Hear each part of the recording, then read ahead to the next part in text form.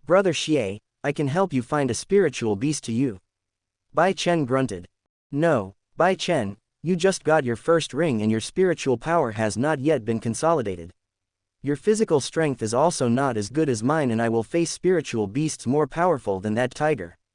Forgive me for saying this, but you're only going to slow me down for now. Moshier directly refused. I'm being a little hard on him, but I'm going to face a 9,000-year-old spiritual beast. If something goes wrong, I won't be able to protect you. Moshier thought. Bai Chen just lowered his head helplessly. He knew Moshier was telling the truth, so he couldn't contradict him. If you feel powerless, then go back and train. If you want to help me, become stronger. Moshier comforted him, causing Bai Chen to nod his head. His eyes burned with determination. When they left the Stardow forest it was already dark, so they walked towards the small river that Moshier found last time and rested the rest of the night there. The next day Bai Chen returned alone to Star Luo City while Moshier went back to Stardow forest. This time he went straight to the inner circle to find a suitable spiritual beast for him. It took him half a day to reach the inner circle before starting his search. On the way he met some 1,000-year-old spirit beasts, but managed to avoid them without them noticing him. When he was about to stop his search and get some rest, Moshier found two people with a black aura around them running in one direction. One was tall and thin and the other was short and fat. Both wore black clothes and hoods. Evil spiritual masters, Moshier muttered and used his energy flow ability for a moment to sense their cultivations. Two soul elders, ranked 36 and 38 respectively. Moshier decided to follow them and discover their destination out of pure curiosity. He had never seen evil spiritual masters before, so his curiosity got the better of him. As he followed them, he could hear their conversation. Are you sure that spirit beast just gave birth? The tall, thin man asked. Yes, I'm sure. I've been watching her for a long time and now that she's given birth, her strength has decreased at least by half, replied the short, fat man. Zhang Kui, you better be sure of that. After all, she's still a 10,000-year-old spiritual beast. Xie Sao, just trust me. After we refine the soul of that spirit beast we will be able to climb at least 2 ranks and I will reach rank 40 and get my 4th spirit ring. When that happens, we'll go looking for a few more kids to absorb their souls and create a new weapon that will make us at least on par with a soul king. It looked like the tall, thin man was named Xie Sao and the short, fat man was named Zhang Kui. Moshier was furious when he heard them talk about capturing and absorbing the souls of children to create a weapon, but he suppressed it in his heart and decided to continue following them silently until he got to where the beast they were talking about was. After verifying if that spirit beast was compatible with him, he would get rid of these two. In less than 10 minutes he followed them to the entrance to a cave. Zhang Kui, how are we going to bring her out of this cave? Xie Sao asked. Don't worry, I left some explosives buried inside the cave when she left to get food. Zhang Kui responded and removed something like a control from his storage ring. While they discussed how to face the spirit beast in the cave, Moshier made his move. Using his shadow steps, he stomped his back foot and lunged toward the fat man holding the remote control. Moshier decided to unleash all his strength from the start, so he grabbed his sword and cut it towards Zhang Kui's heart. His sword released a powerful sword intent and the elements of ice and fire intertwined in it, opposing and complementing each other. Although he failed to make a perfect fusion of his absolute fire and ice elements, he managed to use them in conjunction with his sword intent without too many obstructions. He also forged a better sword for himself that could withstand the fusion of his sword intent with its elements of ice and fire. Lu Kai received some commissions to refine some ores of tempered flaming steel and tempered freezing iron. Moshier asked if he could take 2 pieces of each and some spirit iron to forge a sword for himself and Lu Kai readily agreed. It took him 5 full days to forge the sword, but the result was extremely good. An extremely sharp and powerful aura approached and pierced Zhang Kui's chest before he could react. Xie Sao was extremely scared and jumped back a few meters while Zhang Kui coughed up blood. Zhang Kui tried to turn his face to see the attacker, but his vision quickly darkened and he fell to the ground lifeless. One dead, Moshier spoke casually and turned to Xie Sao. Brat, who are you? Xie Sao yelled anxiously, stepping back step by step. I'm your death. Moshier replied coolly and ran towards him. Xie Sao tried to turn and flee. Trying to get away. Dream on. Moshier smiled coldly and used his spiritual shock. A thread of spiritual and mental energy silently flew closer to Xiao's head. Before Xiao could figure out what Moshier had done, a pain came from his head and he felt like a hammer had pounded him. He stopped backing away and held his head in pain. Moshier took this chance and once again slashed his sword towards Xiao's throat. The last thing Xiao felt was a biting cold and a scorching fire hitting him with a powerful sword intent before all his movements ceased. Moshier just stared coldly at his corpse before grabbing his storage ring and Zhongkui's afterward. He got lucky that Xiao became too scared and didn't use his spirit ring skills because of the fear. Even if he used it, Moshier was still confident in winning, but because of these factors, it allowed Moshier to win without wasting much of his spiritual power. Now let's see what kind of spirit beast is in the cave and why it hasn't come out yet after all this mess, Moshier muttered and walked into the cave. Chapter 11 Second Spirit Ring, Purifying the Curse. Moshier walked slowly into the cave. On the walls, some luminous stones illuminated the path. Before long he came to a large space inside the cave. This space was filled with pieces of bamboo and a small crystal lake to the left. In the center was a nest made of leaves where two panda-like spirit beasts lay. An adult panda that looked 12,000 years old and a panda cub that looked to have been born recently. Both had black and white fur and their eyes glowed a dark black color. Moshier noticed that the cub did not seem to move and his breath was dissipating as his mother released energy towards his body. Was he injured? Moshier thought, before realizing that the cub's mother looked at him and started to growl. Moshier let out a sigh. This scene reminded him of when he was little and his mother protected him when he was nearly killed in a car accident when he was little and he couldn't help but feel a little sympathy. A mother's love is the most precious thing you can have, muttering, he walked towards the little cub. I won't hurt him, so let me help you. Moshier spoke calmly as he urged his absolute life element. Although he doesn't have any special abilities related to this element, only the element itself had great healing effects if used correctly. Feeling that aura of life and no malicious intent, the mother panda calmed down as she allowed Moshier to approach. Moshier approached the puppy and examined its body before realizing the problem. Looks like the mother panda was poisoned before giving birth and the poison got into the cub and it was eating away at his life now. Moshier began to transfer small amounts of the life element into the puppy's body as he tried to cleanse the poison from his body. He had to be extremely careful not to release more than the puppy could handle so as not to do any damage to his body. Time passed and soon an hour passed. At that moment Moshier was sweating profusely, but a gentle smile was on his face. He had finally completely healed the cub, but this poison had completely exhausted him. The mother panda came close to the cub and rubbed her face against its little body as its body staggered from time to time. When Moshier realized this problem he soon approached her and examined her body, only for a grim expression to hang over her face. The poison in her body had already fully spread and was beyond Moshier's current capabilities. He could only watch as her life was slowly ending. The mother panda turned to Moshier again after stroking her cub for the last time as if telling her something. Fine, I'll take care of him, so don't worry. Moshier spoke gently and sighed. The panda mother nodded as if she understood Moshier and her body approached Moshier before releasing an extremely strong glow that enveloped her and Moshier. Moshier understood what was happening and closed his eyes, accepting her decision. Moshier felt a spiritual power enter his body as he was purified by his cultivation method as his body strengthened along with his mental power. An image of a panda appeared in its spiritual sea before it dispersed and a purple and black ring rose from his feet. With the sacrifice of the mother panda, Moshier finally got his second spiritual ring and started to feel his rank increasing. Rank 21, rank 22, rank 23, when his power peaked at rank 23 it stabilized. At the same time, the mother panda's body began to disappear and a black and white earring formed in Moshier's right ear. It formed a yin-yang pattern and released a mysterious glow. Moshier could feel the elements of light and dark in that earring.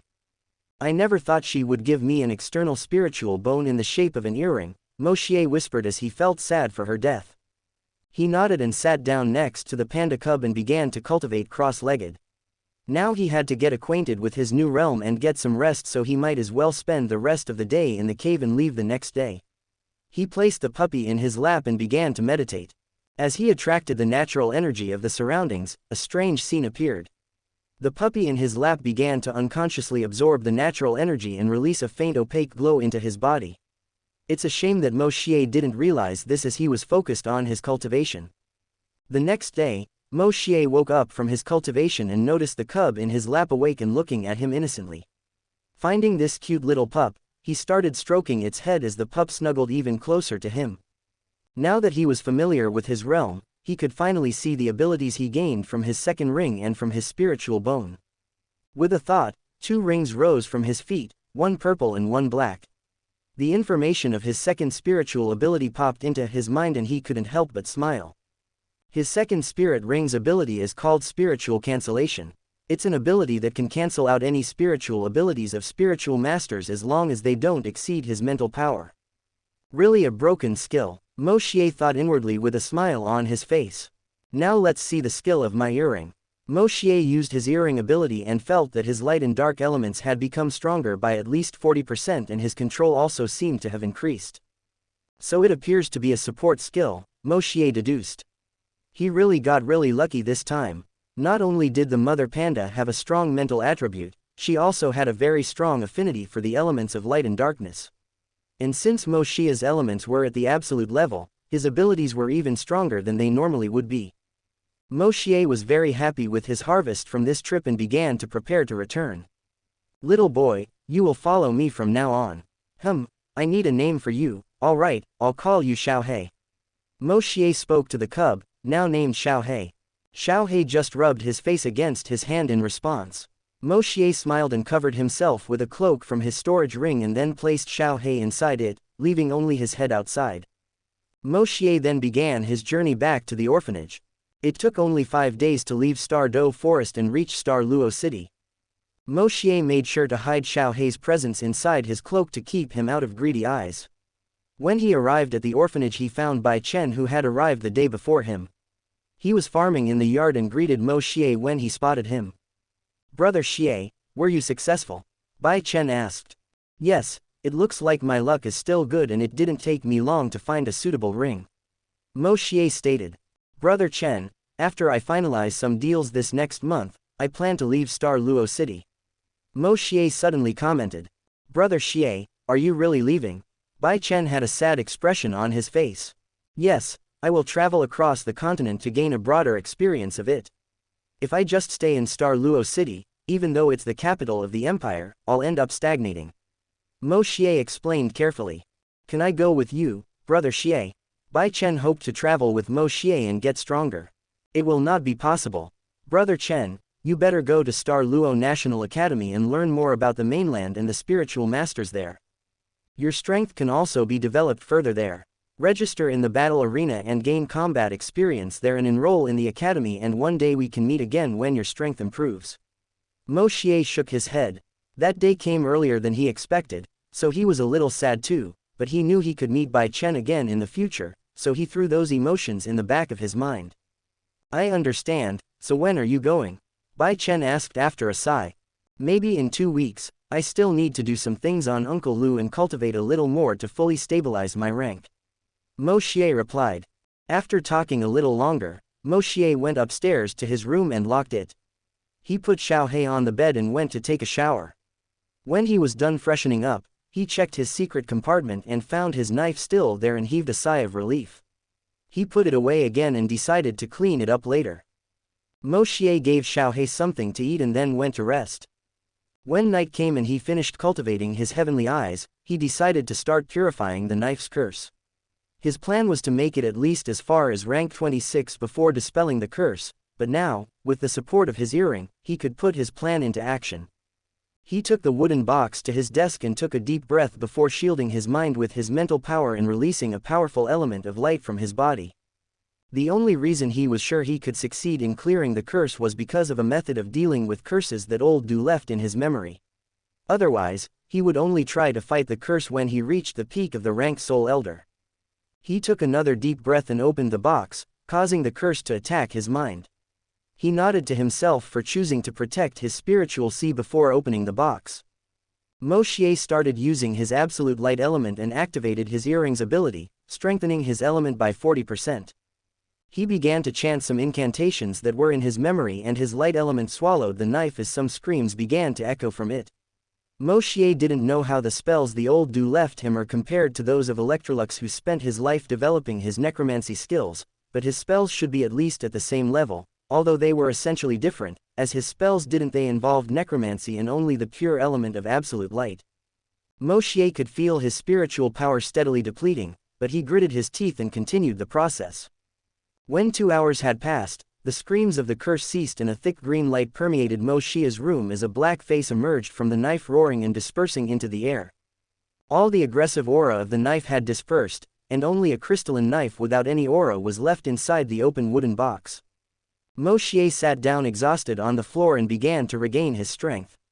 All his hard work had finally paid off and he could finally open his third eye after he ranked up a little more. Chapter 12: A Fantastic Idea and Arrays Formations. The next day Moshier slowly woke up from his cultivation. Opening his eyes, he approached the life gold knife and held it lightly in his hands. Unfortunately, I don't have an Electrolux on my conscience to give me a new martial soul. When Moshier thought this far, he suddenly had a bold idea. Electrolux managed to create a spirit ring completely different from the norm and with various abilities and left it to Yuhao. Is it possible to use the power of life gold and create a spirit ring that can have various abilities? Moshier couldn't get these thoughts out of his head. First, I need a way to analyze how spirit rings are formed, Moshier muttered as he played with the carving knife in his hand. That's it, the innate ability of my mystic eyes. It can see through a lot of things, including laws. Can it help me analyze spirit rings? Moshier almost screamed in excitement. He quickly called his spirit rings. A purple and a black ring rose from his feet and spun around him. He made the purple ring stop in front of him and activated the innate ability of his mystic eyes. When the ability was activated, Moshier felt his vision widen in his ring and his spiritual power began to rapidly deplete. Moshier felt he could see vague patterns on the ring, but his vision began to blur rapidly and he stopped his ability. It's possible. Moshier didn't feel the least bit of sadness that he couldn't analyze the spirit ring right now. In fact, he was extremely happy. Even though he didn't understand the patterns on the spirit ring, he confirmed that as long as his spirit power was enough, he might have an idea how to reproduce a new type of spirit ring. Those patterns also reminded him of some memories left by the old Do. Arrays formations. Although I don't understand those patterns, they are definitely arrays formations. If we consider the type, it must be an array related to the soul. As Moshier muttered, he decided to learn how to create arrays slowly. Just the idea of having a unique spirit ring made his blood boil. He took a deep breath to calm himself and tucked the knife into his storage ring. He will fuse with this knife after he is sure he can create his ring. Perhaps his method could even replace the spirits Yuhao introduced in the original story. He calmed down and began to cultivate his heavenly eyes. Moshier was soon out of the orphanage. He was supposed to finish all his business in Star Luo City and then go to Zhengxin City, the city of metal. In Zhengxin City he will be able to collect various types of metals for his array practice, which will be extremely beneficial for him. I still don't know how the array in my memories compares to those used to make spirit tools here, Moshier thought as he walked towards the battle arena. At the moment, the most important thing is to earn some money and gather some materials before starting the trip. After buying the life gold knife, he was left with a measly 10,000 gold coins, and that is far from enough to support his purchase of spiritual metals. A month passed quickly. That month, Moshier managed to save 50,000 gold coins and decided to deposit most of the money in the bank, as it was inconvenient to bring so much gold in his storage ring. He ended up getting a black card from Star Luo Bank, only one rank level lower than the highest in the bank. Through the battles in the arena, his spiritual power reached rank 24 and was not far from rank 25. Moshier also created some daggers and smaller weapons made of cold iron in Lu Kai's smithy and bought various delicacies to give Xiaohei during the journey. Moshier was now on the way out of the orphanage and was saying goodbye to Bai Chen and the other children in the orphanage, as well as Principal Ling. Xiaohei was hiding in his clothes. Don't be sad, when I have time I will come back and visit all of you. Moshier comforted some children who had tears in their eyes. Little Xie, be careful out there and don't cause trouble just because you've become a spiritual master. There are many dangers around the world. Principal Ling continued to advise Moshier with a serious face. I know how to take care of myself. Principal Ling can rest assured that I will not do anything dangerous. Moshier nodded. After a few more minutes of parting, Moshier finally turned and walked away in sight of worried eyes. "Brother Xie, just wait, I'll catch up quickly," Bai Chen yelled. Moshier just waved his hand and didn't turn around. He walked quickly and left towards Zhengxin City. According to the map and his speed, it would take about 10 days on the road. During the trip, Moxie decided to go through the knowledge of arrays in his mind. Even though he couldn't practice at the moment, he could still study the theory behind it. According to his memoirs, the levels of arrays formation are divided equal to those of blacksmithing.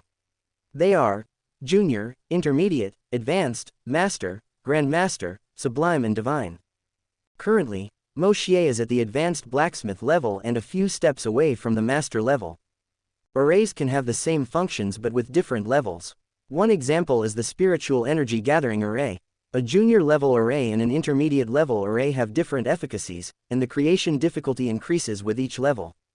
Looking at the different junior level arrays, Moshier began to study them seriously, while running through his mind the various patterns used in each array and comparing them with others. Moshier was like a sponge, absorbing all the knowledge into his mind. When he realized, he was in front of the gates of Zhengxin City. He quickly entered through the gates and looked for an inn to rent a room. After getting a place to stay, he searched several stores that sold spirit metals and bought some for his practice. Should I go to a bed house and see if my eyes can find some rare spirit metals? Moshier already had enough metals to help him in his initial practice, but the higher levels demand a lot more metals to practice. Moshier decided it's best to look for hidden metals in smaller stores before heading to the bed house. I shouldn't draw too much attention for now. If I can't get anything from the stores, I can go to a betting house. Moshier muttered. Lucky for him, he got several relatively expensive metals for a bargain at the stores and returned to the inn when he decided he had enough at the moment. After I'm done with these metals, I better open a smithy and get some commissions and earn some money to get more metals, Moshier sighed. Learning to create arrays costs a fortune. Returning to the inn, Moshier locked himself in his room and took Xiaohei out of his clothes and left him on his bed. Little thing, hold on a little longer. When we're done here, I'll take you to the forest again. Moshier spoke while stroking Xiaohei's fur. Xiaohei just lay down on the bed. Moshier smiled and began his practice by taking out various metals and the life gold knife.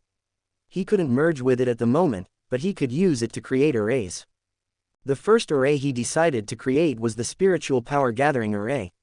Of all the ones he saw, this was the most basic and simplest to do. Moshier took the knife and began to carve the array in a piece of spirit copper. The Spiritual Power Gathering Array consisted of 3 normal array patterns and 1 more pattern acting as the core. When it is finished, depending on the metal it was carved from, it can last for 3 hours before being activated again. Its duration and complexity also increase with the level of the array. With it being carved in spirit copper, it can last up to an hour before needing to be activated again. Moshier saw that there are several ways to make an array that does not need to be activated continuously, but these methods require some rare metals and other combinations of arrays that are at least at the advanced level. In the end, he decided to take it one step at a time. Moshier failed 5 times before successfully creating his first formation. He had a bitter smile on his face. 5 metals were wasted and became scrap only in creating a junior array. He didn't even want to think about higher level spending. Moshier activated the array and noticed a slight improvement in the spiritual power in his room, but it was an almost insignificant change. Shaking his head, he continued his practice. Just like that, various metals were used to improve his proficiency in creating various arrays of gathering spiritual power, barrier, stun, and various other junior level arrays. I still need to get used to creating those arrays and decreasing the consumption of my mental power, Moshier muttered and decided to rest and cultivate for a while. Let's take it easy and set a goal of creating advanced arrays before going to Shrek. Finishing his thoughts, he sat on the bed beside Xiaohei and closed his eyes, starting his cultivation after activating the various arrays he created. Even though the spiritual power boost in the room is like a drop of water in the ocean, it's still better than nothing. Chapter 13 Progress and Commission. 6 months passed quickly and Moshier was now 10 years old. During this period, Moshier made great strides in his array practice and finally reached the advanced level. He also continued his attempts to analyze his spirit rings, but he only touched the edge of the patterns inscribed on them. However, he did make some gains, and through the comparison, Moshier found that they were at least master-level soul arrays. When he tried to understand some master-level soul arrays, he finally understood how complex they were. He thought it was inevitable, since the soul was one of the most complex things in a living being. But through continuous effort he has managed to understand some of the arrays, though full understanding will take time until he is at least a peak array master level. Moshier also didn't relax his training and, with the help of some spiritual energy gathering array, he reached the peak of rank 29. His sword intent also improved a lot and he felt he could reach the next level at any time, and with the temper of natural energy, his body was almost in the standard of a peak soul king. Moshier just felt sad that he couldn't break through the second level of his heavenly eyes. It looks like it would take another year or two before he's able to break through to the third level, but he still calmly accepted the fact. Moshier's only concern these days was Xiaohei. After 6 months of cultivating alongside him, Xiaohei's cultivation began to increase along with his body size. Although he can still hide it in his clothes, it's only a matter of time before Moshier can't hide it anymore. Because of this, Moshier made Xiaohei delay increasing his cultivation until he found a suitable place for his growth. It was nighttime and Moshier was now sitting cross-legged in a smithy's cultivating room. During this time, Moshier also rented a smithy and began accepting commissions and earning money, as well as collecting various rare metals from other shops and betting houses. He filled a new storage ring to the brim with spiritual metals that could last a long time for his array practice. His fortune reached 600,000 gold coins, which were all deposited in the bank, and his card was upgraded from black to red. In Moshier's room, several boards of energy gathering, barrier, noise and energy isolation arrays were activated while Moshier absorbed and refined the natural energy. Also, from the intermediate level onwards, arrays need to be inscribed on plates of refined spiritual metal, and the size varies for each array. Natural energy quickly circulated through Moshier's meridians and passages when an explosion came from his body. Rank 30. With the help of arrays, Moshier finally broke his rank and was one step closer to becoming a soul elder. But even though he break through, Moshier still hasn't opened his eyes. He concentrated on stabilizing and familiarizing himself with his new rank. Only at dawn the next day did he open his eyes and let out a sigh. I finally break through. With a smile on his face he got up and went to take a shower. After cleaning himself up and eating something, he finished his Heavenly Eyes morning practice and started thinking about what to do for the rest of the day. Should I take the day off and relax? Moshier muttered. He had no commissions to make, and he didn't need anything at the time, so he thought it was a good idea. Just as he was getting ready to leave, he heard someone knocking on the smithy door. He was surprised but didn't care much, as similar situations happened when people came to request services. He left his room and headed towards the smithy door. When he opened it, 2 men appeared in his vision. One had short black hair and blue eyes, a sharp face, and wore light clothing that appeared to be made of some kind of expensive silk. The bald man beside him had a stern face and a scar that ran from his face to his neck, and wore black metal armor with a sword at his waist and appeared to be the other man's guard. Moshier used his energy flow ability and found that he couldn't see the guard's flow and that the black-haired man was a rank 46 soul ancestor. Since he couldn't see the guard's level, he deduced that he was minus a soul emperor or above. With his current mental power, he could see the level of anyone below the soul emperor. However, they didn't notice Moshier's probe, as he didn't use his mental power to scan them, but just looked at the flow of energy in their bodies. Is this the smithy Moshier works at? The black-haired man asked. Yes. Have you come to make a commission? Moshier asked. Yes. Could you call him and ask if he's free at the moment? Moshier spoke with a smile. I'm certainly free at the moment. The man looked at Moshier in surprise for a moment and asked, Are you blacksmith Moshier? Moshier just waved and invited him inside. The man remained surprised just a moment longer before entering the smithy with his guard. So could you explain the order details to me? Moshier brought them into a room and sat down on a sofa offering some tea. First let me introduce myself. My name is Zhou Ling and this is my guard Wei Xin. Before talking about my order, I would like to know which metals you can refine. Zhou Ling asked as he accepted the tea.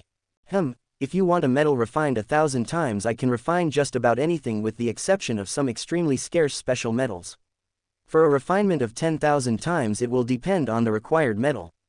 Wait a minute. Moshier paused for a moment before grabbing a catalog from his storage ring and passing it to Zhou Ling. In the catalog are all the metals that I can refine normally. For special or unique metals I need to know about it so I can give you a satisfactory answer. Moshier commented. Zhou Ling nodded and flipped through the catalog before closing it. He thought for a moment before asking, do you think you could refine a piece of deep-sea ice crystal and a profound fire-earth crystal 10,000 times? Moshier's eyes narrowed and he couldn't help but be extremely surprised. These two metals are extremely rare and their affinities with ice and fire are extremely high. Whether for making weapons or creating spirit tools, they are very suitable, but you rarely see anyone willing to use them. Moshier thought for a while before answering. Before I answer your question, may I know why you came to ask me this request? I don't deny that my skills are higher than the smiths of my level, but there are still many other smiths with a higher level and reputation than me. It's for secrecy. Although the city still has many blacksmiths above your level, they are not as secretive as you have been with your commissions. I did a little research and found that your work is excellent and you don't disclose what commissions were accepted, and that brings us to this moment. Zhou Ling explained. Moshier nodded in understanding and said, I have an 80% chance of successfully refining them according to your request. As you know, these metals are special and very resistant to refining. If you still want to continue with the request I will do my best, but I cannot guarantee that I will be successful in the end. Zhou Ling hesitated for a moment before nodding. All right, I'll bet on your skill as a blacksmith. How long do you need to finish refining? 1 week, Moshier replied. Zhou Ling nodded again and pulled 2 football-sized pieces of metal from his storage ring. One was a dark blue color and had an icy aura while the other was a dark red color with a warm aura. Moshier picked them up and analyzed them for a while before putting them in storage. With respect to the order price, each refinement will cost 10,000 gold coins. Because it's a special and extremely hard metal, I don't think you'll have anything against it, right? Moshier asked. Zhou Ling agreed and Moshier said goodbye to them a little later. After they left, several ideas ran through Moshier's mind. Before I refine these metals I will get some for myself and upgrade my sword. I need to recreate it and put some arrays on the blade to improve its energy flow and performance improvement. In the end, Moshier gave up on relaxing for the rest of the day and started working on the order after cutting a small piece of each metal with the life gold knife. After finishing this request he would start preparing to obtain his 3rd spirit ring. I forgot to release earlier but I still made in time. Chapter 14 results in traveling to Stardew Forest again. A week later, Moshier was in his forge completing the refinement of the deep-sea ice crystal. Ting ting ting. With each hammer blow from Moshier, the metal dwindled slightly in size and its mass became more and more concentrated. If before the metal was a dark blue color, now it had a bright blue, free of any impurities. With one last hammer, the metal gave off a slight glow and vibrated a little before calming down. Moshier wiped his sweat and his face had a satisfied expression. He took the metal in his hands and realized that it was even heavier than before and it was not possible to discover that a small piece had been removed from it. Moshier looked at a shiny red metal exposed on a side table and nodded to himself. The difficulty was extremely high, but he managed to refine both the deep-sea ice crystal and the deep fire-earth crystal 10,000 times. While he was enjoying his successful work, a bell rang in his smithy and he found that someone had entered through the front door. He put the metals in his storage and wiped off the sweat before heading out to reception. At the reception, he found Zhou Ling and his guard Wei Xin waiting for him in the balcony and looking at some weapons on display. They felt Moshier approaching and greeted him. Long time without seeing you, brother Mo. How have you been these days? Zhou Ling nodded. I've been fine, thanks. In fact, you arrived at the perfect time. I just finished your order and was wondering when brother Zhou would arrive. This week, Moshier also did some investigations and ended up discovering that Zhou Ling belonged to a family of viscounts in the Starluo Empire. Of course, he couldn't care less about the identity of the other party, but making a few connections wouldn't be bad either, so Moshier continued to act friendly towards Zhou Ling. Moshier quickly removed the metals from his storage and handed them to Zhou Ling. Oh, looks like my bet on brother Mo's abilities was right. Zhou Ling smiled. The sparkle in Zhou Ling's eyes got bigger and bigger as he looked at the refined metals in his hands. Soon his expression turned to disbelief. 97% free of impurities. Brother Mo, this, Zhou Ling still couldn't believe it. He thought that a rate of 80% free of impurities would be good. He was prepared for this as he didn't ask a master-level blacksmith to personally refine the metal, but Moshier left him speechless with that terrifying rate of purification. Wei Xin, who hasn't spoken a word so far, also widened his eyes in disbelief. If that's true, then Moshier was a freak. I believe Brother Zhou is satisfied with the result, right? Moshier asked with a smile. Yes, it seems I still underestimated Brother Mo's abilities. Zhou Ling took a deep breath and soothed his excitement. He put the medals in his own storage and withdrew a black card from it. Brother Mo, on this card there are 30,000 gold coins deposited. Consider the surplus a bonus for the final quality of the medal. Zhou Ling spoke. Moshier didn't beat around the bush either and picked it up directly and put it away after confirming. Brother Mo, are you interested in working for my family? I believe you may already know that I come from the Zhou family and that I am the eldest son of the Viscount. My family can provide many benefits for a talented young blacksmith like you. Zhou Ling asked sincerely. He saw that Moshier was no more than 12 years old and his talent in blacksmithing was extraordinary. With a little more time he could reach at least the level of Grand Master, and if he could recruit him into the family he would have made a great contribution. Sorry Brother Zhou, I prefer not to tie myself to any power for the time being. If one day I have the need I will look for you. Moshier kindly declined. Because of his cultivation method he looked older than he normally is.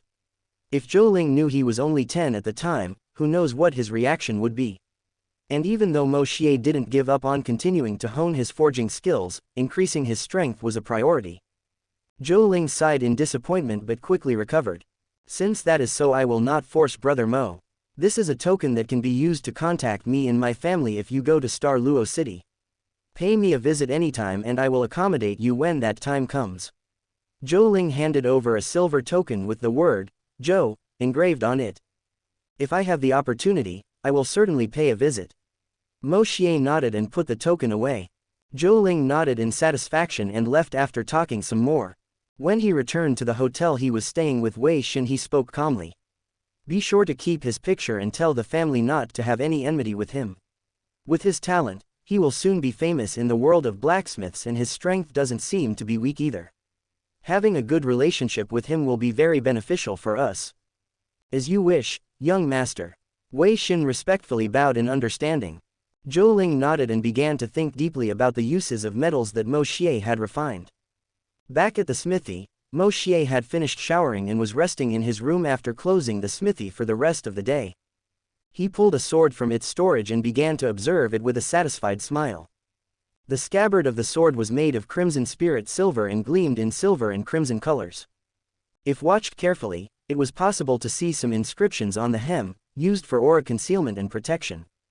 The sword itself was made from a combination of deep sea ice crystal, deep fire earth crystal, chilling heart spirit iron, blazing flame spirit iron and other metals with the attributes of ice and fire. Its blade was streaked with bright ice blue and steaming crimson red color. Some inscriptions were also made on the blade to improve energy circulation, accumulate energy, improve attack power, improve sturdiness, etc. Moshier could confidently assert that this sword alone would sell for at least 1 million gold coins if put up for auction. After all, just the arrays written to it were worth a fortune. Now that he's upgraded his sword and finished his commission, Moshier could finally get ready to get his third spirit ring.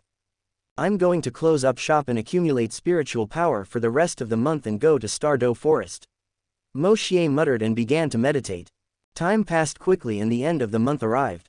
Moshier cleaned out his smithy and placed all of his forged tools and array boards into his storage ring.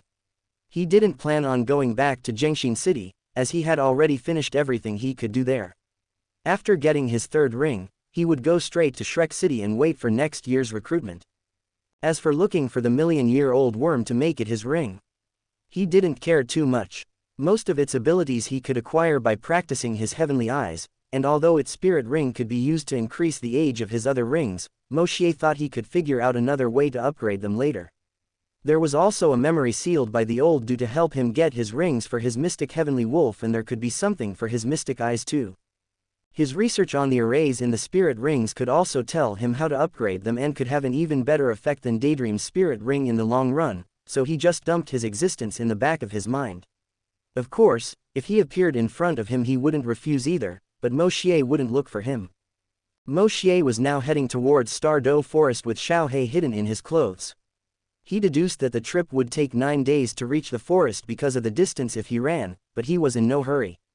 This time, his search for a suitable spirit beast would take a long time, as he needed to find a spirit beast with a mental attribute of at least 20,000 years. Sigh, it's really a headache to look for beasts with a mental attribute, Moshier sighed bitterly. He shook his head and continued to walk to a carriage and paid some gold coins before climbing into it and taking a seat. As he was in no hurry, he decided to use a carriage to travel this time. According to the driver, they should reach the Stardew forest within 13 days, so he closed his eyes and sat by the window and looked out over the landscape as the carriage sped by. Chapter 15 Third Spirit Ring, Going to Shrek. Moshier was now on the outskirts of Stardew forest. After saying goodbye to the carriage driver in a nearby town, Moshier ran straight for 4 hours until he reached the forest before taking a break and catching his breath. Xiaohei had his head out of Moshier's cloak and was looking at the forest with joy, as if he was finally coming home after a long time and began to relax. Moshier patted his head lightly before heading straight into the forest, heading towards the inner circle. Moshier decided to go to the cave where he found Xiaohei and his mother and start his search in the inner area from there, and in the worst case enter the central area of the forest. It took almost a full day for him to avoid all the spirit beasts along the way and remember the path he took last time to find it. When he arrived and surveyed the cave, he sighed with relief that no spirit beast had made its nest there. He went in and installed and activated some concealment arrays so that the cave could not be easily found and he could use the cave as a base without any worries. Of course, if a spirit beast over 50,000 years old passes, it can still discover the cave as the installed arrays are only at the advanced level, but Moshier didn't worry too much, as most spirit beasts over 50,000 years old stay in the central area of the forest. After the cave was hidden, Moshier took Xiaohei to his old nest and left him there before cleaning himself up in the small pond the cave has. When Moshier finished cleaning himself and changing his clothes, he went back to Xiaohei's side and pulled out some ready-made meat and handed it to him before eating his share. Having a ultimate fire attribute is very useful for heating cold food, Moshier muttered happily, eating a piece of heated meat. If anyone knew of Moshier's mumblings and how he was treating a ultimate element like a meat warmer, one doesn't know what their expressions would be like. Moshier rested for the rest of the night and when morning came he spoke to Xiaohei before starting his search. Xiaohei, be obedient and wait for me in the cave until I get back. I'll leave some food that will be enough for 2 weeks for you. After saying goodbye to Xiaohei, Moshier installed some more barrier arrays to prevent entry and exit and when he thought it was enough he left the place. Moshier finally began his search and hurried into the depths of the forest. Every step he took was silent and left no trace. After so long training in his movement technique, he has already achieved mastery and was very close to perfection, making his speed extremely fast. His shadow passed undetected through the forest as it dodged several 1,000 and 10,000-year-old spirit beasts. 10 full days passed as he wandered through the forest in search of his spiritual ring. However, his luck was not perfect. At the time, Moshier was on the run from a 10,000-year-old group of bloody apes. There was even a larger ape that looked 35,000 years old. Damn it, if I find the bastard who stirred up this group of apes I'm going to kill him. Moshier cursed angrily. He was passing close to their nest and decided to leave the moment he saw their number, but some bastard tried to steal their wine, and as a result ended up dead. But instead of dying peacefully he actually managed to throw the gourd that held the stolen wine in Moshier's direction and made the apes notice him. In his anger Moshier even forgot that the bastard he was talking about was already dead. It will not work. With over 20 bloody apes of 10,000 years chasing me I'll be dead by the time my spiritual power runs out. Moshier started to think of various ways to get rid of these monkeys, but none were very effective. If there were fewer monkeys I could use my illusion skill to confuse them before escaping. Wait.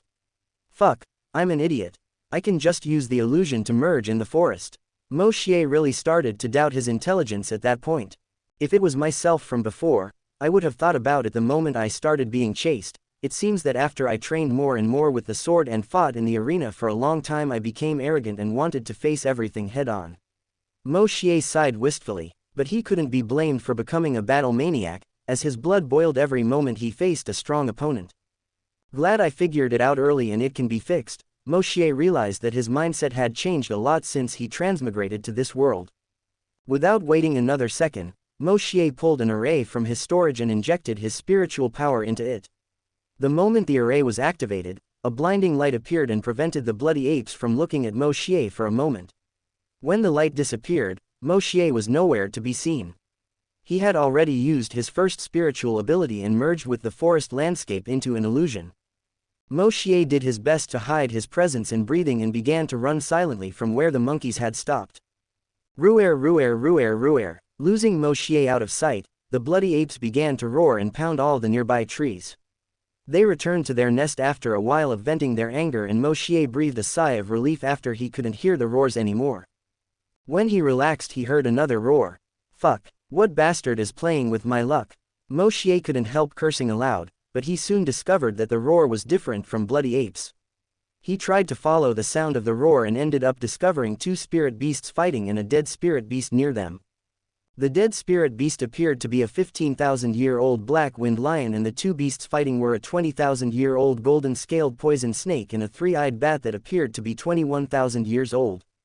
The golden-scaled poison snake looked in pain and desperately attacked the bat with its tail, trying to poison it. She was furious at the moment. Although it was obviously stronger than the three-eyed bat, it couldn't hit a single attack and would always be met with a hidden attack even if the bat made no obvious attacking move. The three-eyed bat just calmly flew at a distance, avoiding the snake's attacks, waiting for it to die. Moshier, who was hiding watching the fight, immediately discovered what the bat's attack was. A mental attack, but it seems to be a little different. His eyes sparkled as he tried to understand the attack. He found that before the snake flailed in pain, the bat's mind power passed through it for a few seconds before the pain came. It looks like a time bomb. It creates a mark in the snake's soul and then gives the command for that mark to explode. Moshier was pretty sure his thoughts were right and his eyes started to sparkle. I found it. That was his last thought before seeing the snake fleeing the scene. Looks like she found out she couldn't do anything with the bat and gave up fighting it. The three-eyed bat also did not pursue and approached the dead body of the black wind lion and was close to sucking his blood before feeling a mortal danger hit him on his back and quickly dodged. Tisk, I knew it wouldn't be so easy this time. Moshier grunted, seeing his attack being avoided. Mental attribute spirit beasts have much sharper senses than other beasts and can sense danger faster, so they can save themselves at the critical moment. The three-eyed bat glared at Moshier and bared his fangs before screaming and launching the same mental attack on him. Moshier also didn't underestimate this attack and set up his mental defenses before delivering a mental shock to the bat. The three-eyed bat was surprised to see his attempt to mark Moshier's soul fail, and in the next moment he felt as if his head was being hammered as Moshier's mental shock hit him. Moshier seized the chance and ran quickly towards the three-eyed bat, slashing with his new sword. A dense sword intent surged from his blade and made his opponent fear for his life. This sword's intent was accompanied by a scorching fire and a biting cold that confused the bat's senses and slowed it down. Even so, he still managed to dodge a little and came out with a big cut on his body. Moshier was not discouraged and continued chasing and slashing the bat, and every time the bat was injured, ice and fire penetrated its body and made it difficult for him to move. The sword's intent in his body also tore his muscles little by little. The three-eyed bat desperately tried to mark Moshier's soul but always failed. Moshier finally found an opportunity and used one of the skills he learned from training the yin-yang sword. Blazing Body Freezing Mind Slash.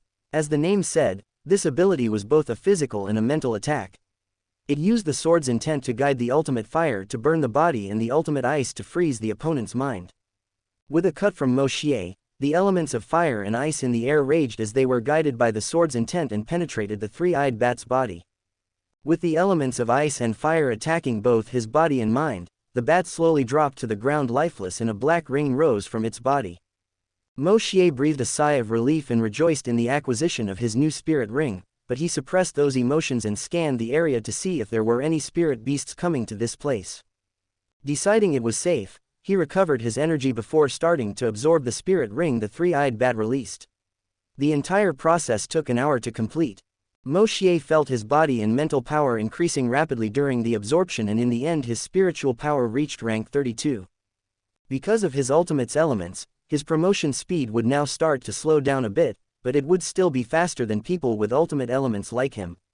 After all, his cultivation method was not normal and his body could absorb more and more energy as he cultivated it. The spiritual ability he gained from the bat was Spirit Explosion, and it was the ability the bat used against him and the golden-scaled poison snake. He can mark his opponent's soul with his mental power and could decide the timing of the mark's explosion. This mark could last 2 days at most and could be activated over great distances. Moshier could also sense the location of a person marked with his ability as long as they were some distance away from him. It really is a time bomb. Moshier thought and remembered what he had done in his past life and couldn't help shaking his head wryly. It looked like he would become a bomber in this lifetime too. Looking at his purple spirit ring and his 2 black spirit rings, Moshier smiled contentedly before searching for spirit bones in the bodies of the 3-eyed bat and the black-winged lion. His luck was extremely good, as he found a spirit bone from the black-winged lion's right leg, but he wasn't compatible with it, so Moshier kept it in his storage and decided to sell it when he got the chance. Now he will go back to the cave and pick up Xiaohei before leaving Stardew Forest and will go straight to Shrek City and wait for the recruitment of students for Shrek Academy next year. With that in mind, he immediately started running towards the cave. Chapter 16 Domain and Epiphany. It took Moshier 2 full days to get back to the cave where Xiaohei was. He was worried throughout the trip, wondering if the cave had been discovered. When he arrived and saw the untouched arrays, he breathed a sigh of relief. It was night when Moshier quickly deactivated the arrays and entered the cave, finding Xiaohei sleeping in his nest. As he was also tired, he decided to take a bath in the small lake and rested beside Xiaohei after eating something and reactivating the arrays at the entrance to the cave. Only the next day he woke up to Xiaohei's movements lying in his lap. "Little boy, did you miss me?" Moshier asked gently before rubbing his head. Xiaohei purred happily and snuggled even closer to Moshier. Moshier smiled and rested for a while longer before preparing to leave the Stardew Forest. "It's time, Xiaohei, we can go back another time, but we need to leave now." Moshier told Xiaohei that was reluctant to leave the cave. It looked like he was remembering his mother. He let out a sad little growl before walking into Moshier's arms and hiding in his clothes. Moshier comforted him a bit before retrieving all the arrays installed in the cave and running towards the forest exit. With his new breakthrough, his speed was even faster, avoiding all the spirit beasts along the way and reaching the forest entrance at noon. Moshier rested for a while in the river near the entrance before continuing his journey. Destination: Shrek City. Shrek City was considered the best city on the Duluo continent. The commerce in it was abundant and it was the only city on the continent that had no affiliation with any of the continent's empires. The city was founded by the prestigious Shrek Academy, the academy with the best spiritual masters across the continent, and was located at the intersection of the 3 empires. The city could be accessed from all directions, be they north, south, east or west. However, although the city can be accessed from all directions, the east gate is exclusively for Shrek Academy members. It took Moshier a full month to get to Shrek City.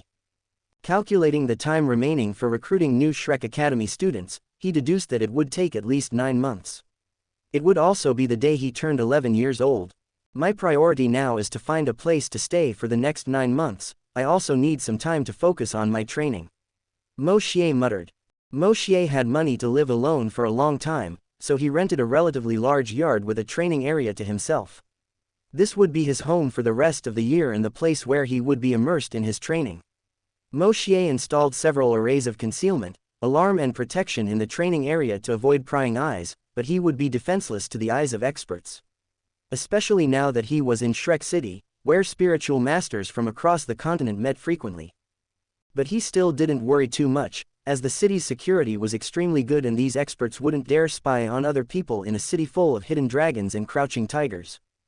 With that stone removed from his heart, Moshier could focus on his training without any worries. His plan was as follows: train his heavenly eyes at dawn and dusk, his combat and movement techniques in the morning, train with his sword in the afternoon, and meditate at night. Not a second would be lost during the next 9 months. His intuition told him that he would make a breakthrough in his sword technique during this period. He was currently at the peak of the intent realm and the next step was to create an intent domain.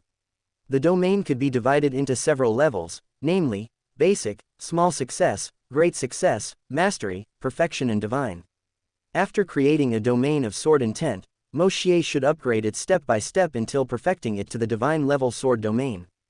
His yin-yang sword technique had hints on how to create a divine level domain, but self-understanding was the basis for creating a unique domain for the swordsman.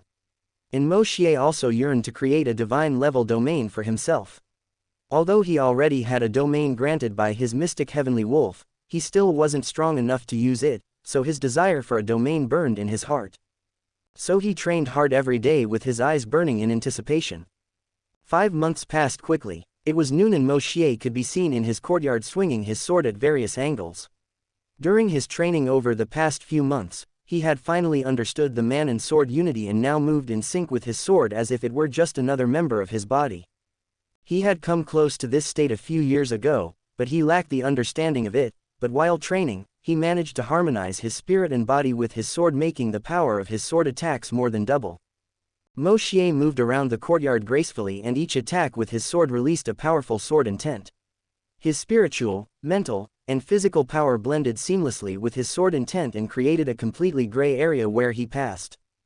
Suddenly, with Moshier at the center, a gray color spread through the surroundings and reached a total of 30 meters in all directions.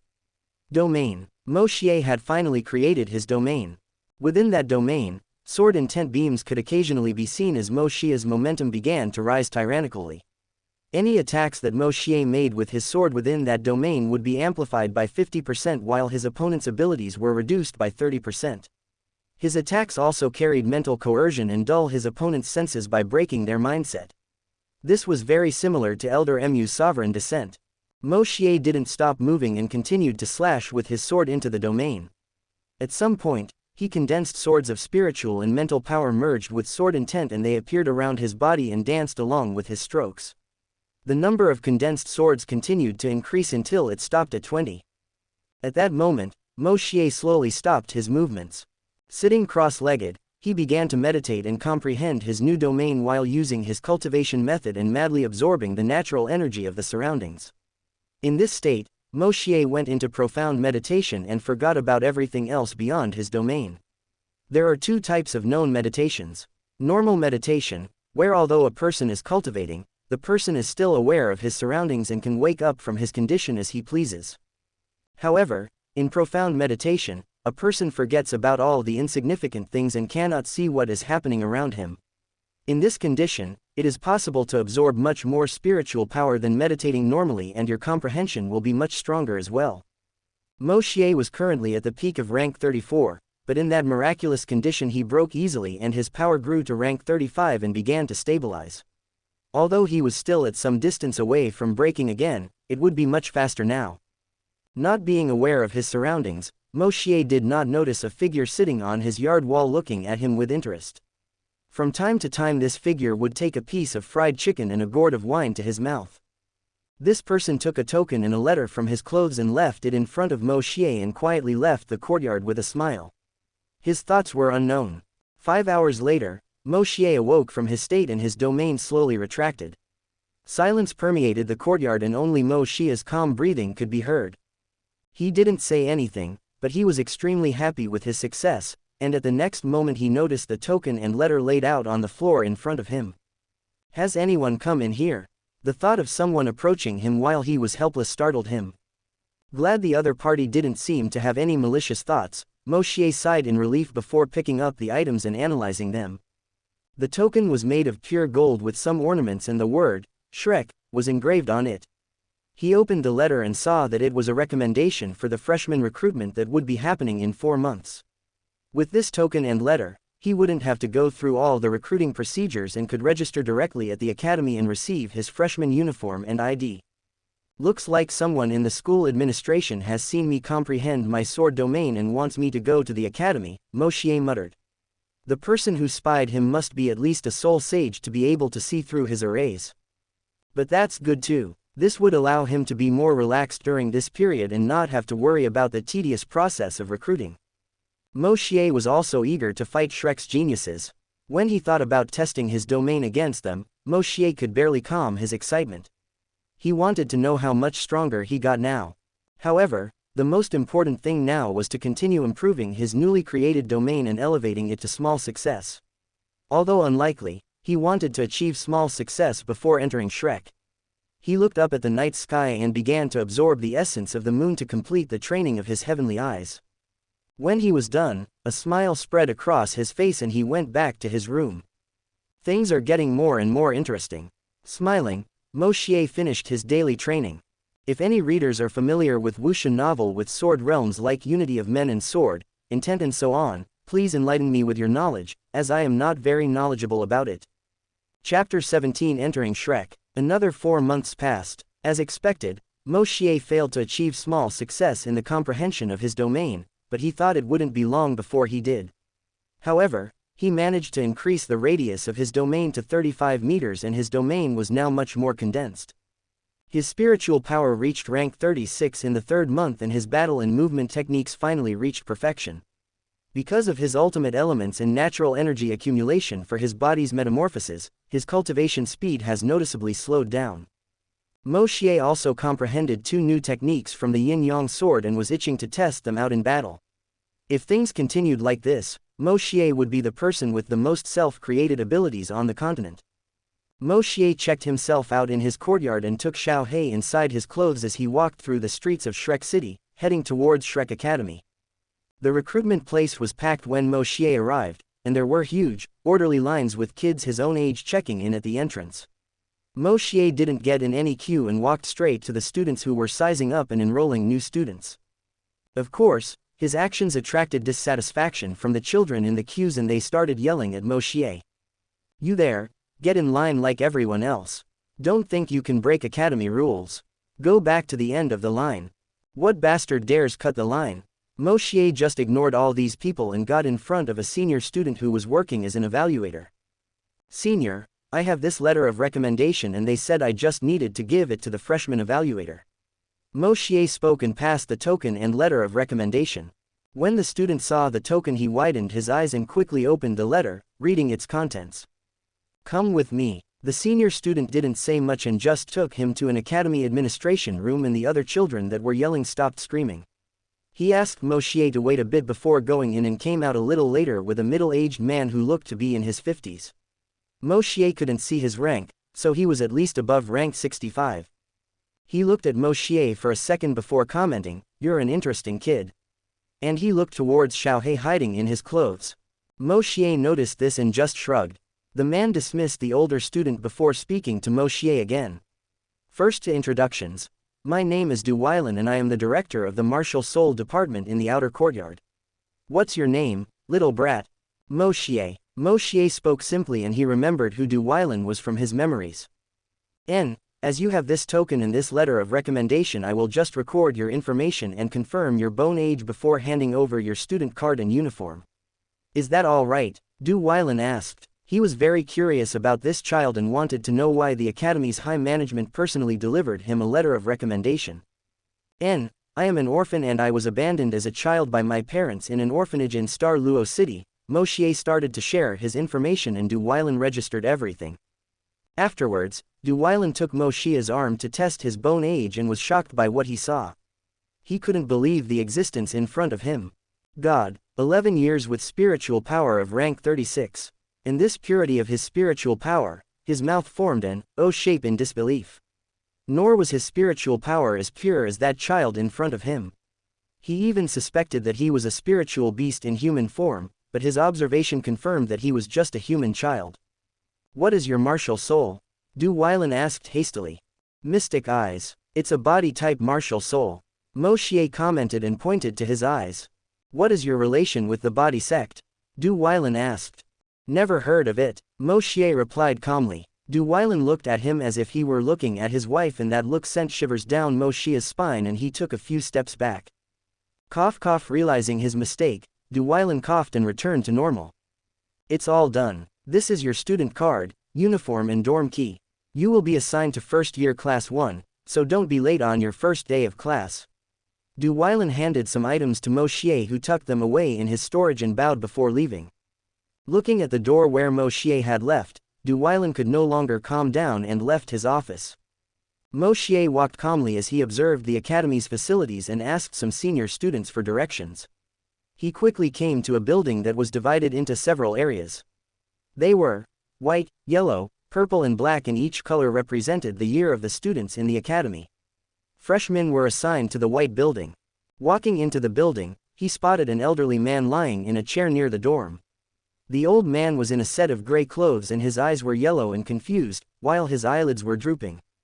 His appearance was like he had one foot in the grave. He looked extremely ordinary lying there, but when Moshier used his eyes on him, he seemed to see a sleeping dragon standing in front of him. The elements of light seemed to gather close to his body and danced happily around him. He is definitely the leader of Shrek Academy, Nguyen the dragon god Duluo and the holder of the light holy dragon martial soul. When Moshier thought this, he saw that Nguyen looked at him and realized he was discovered. Moshier did his best to calm down and approached him. "Senior, this is my dorm number. Does the senior know which floor it's on?" Moshier bowed respectfully and asked. His dorm number was 106. Nguyen watched him for a moment before answering in a husky voice. "Your room is the first room to my left on the first floor. The girls' dorms are on the fourth floor and above, so if we find you there you will be kicked out of the academy. Thanks for the senior instructions." Moshier bowed to him again and entered the building. Nguyen watched him for a while before closing his eyes again and muttering under his breath, "A little monster has appeared this year." He smiled and started enjoying the breeze again. Moshier quickly found his room and opened it. His room was covered in dust and even though he wasn't crazy about cleanliness, he felt unbearable. Moshier pulled out some tools from his storage and started cleaning the room.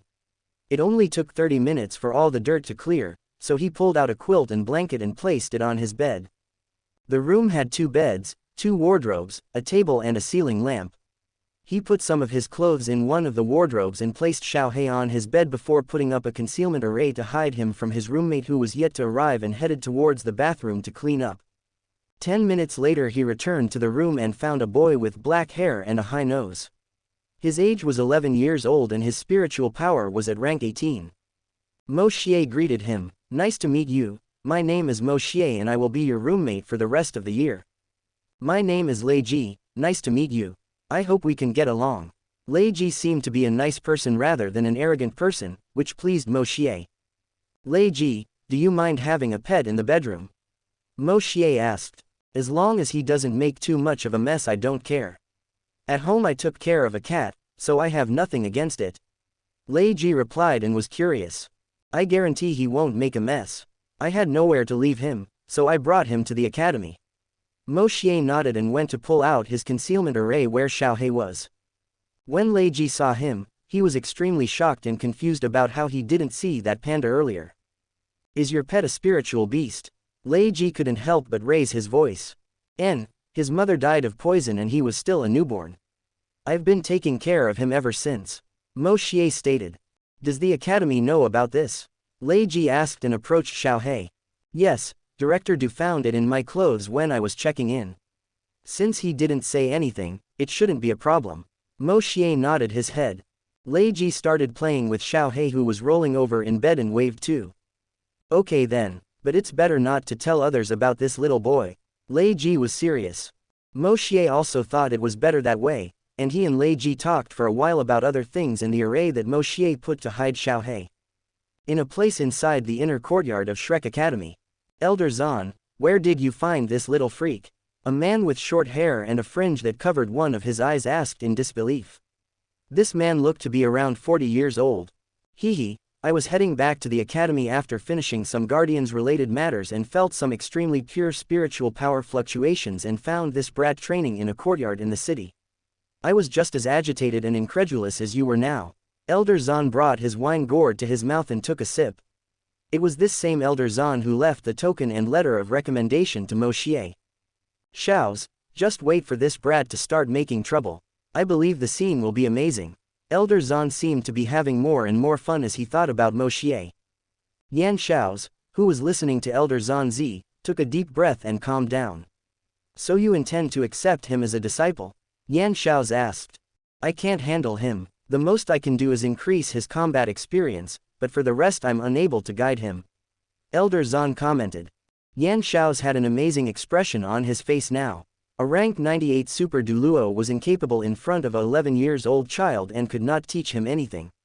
If it got out, people would think they were joking, but he knew Elder Zan wasn't joking by his helpless expression. "Let's watch it for a while and see how things go." Elder Zan spoke and Yan Shao's nodded his understanding. Moshier, who was the subject of conversation, did not know that he attracted the attention of the high management of the academy. Chapter 18 First Day of Class. Author's Note: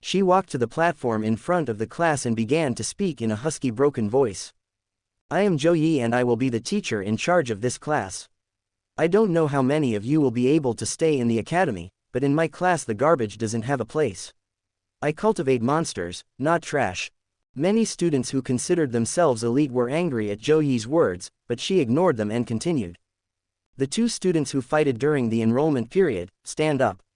With his voice, Wang Dong and Yu Hao quickly stood up. Just the two of them. Okay, besides them, all of you should start running 100 laps around Shrek Plaza. Zhou Yi raised an eyebrow and spoke. Students immediately began to protest, but Zhou Yi released her spiritual rings and exerted some pressure on them. If you're not up to it, then pack your things and get out of the academy. I have the authority to expel any student I want as a teacher.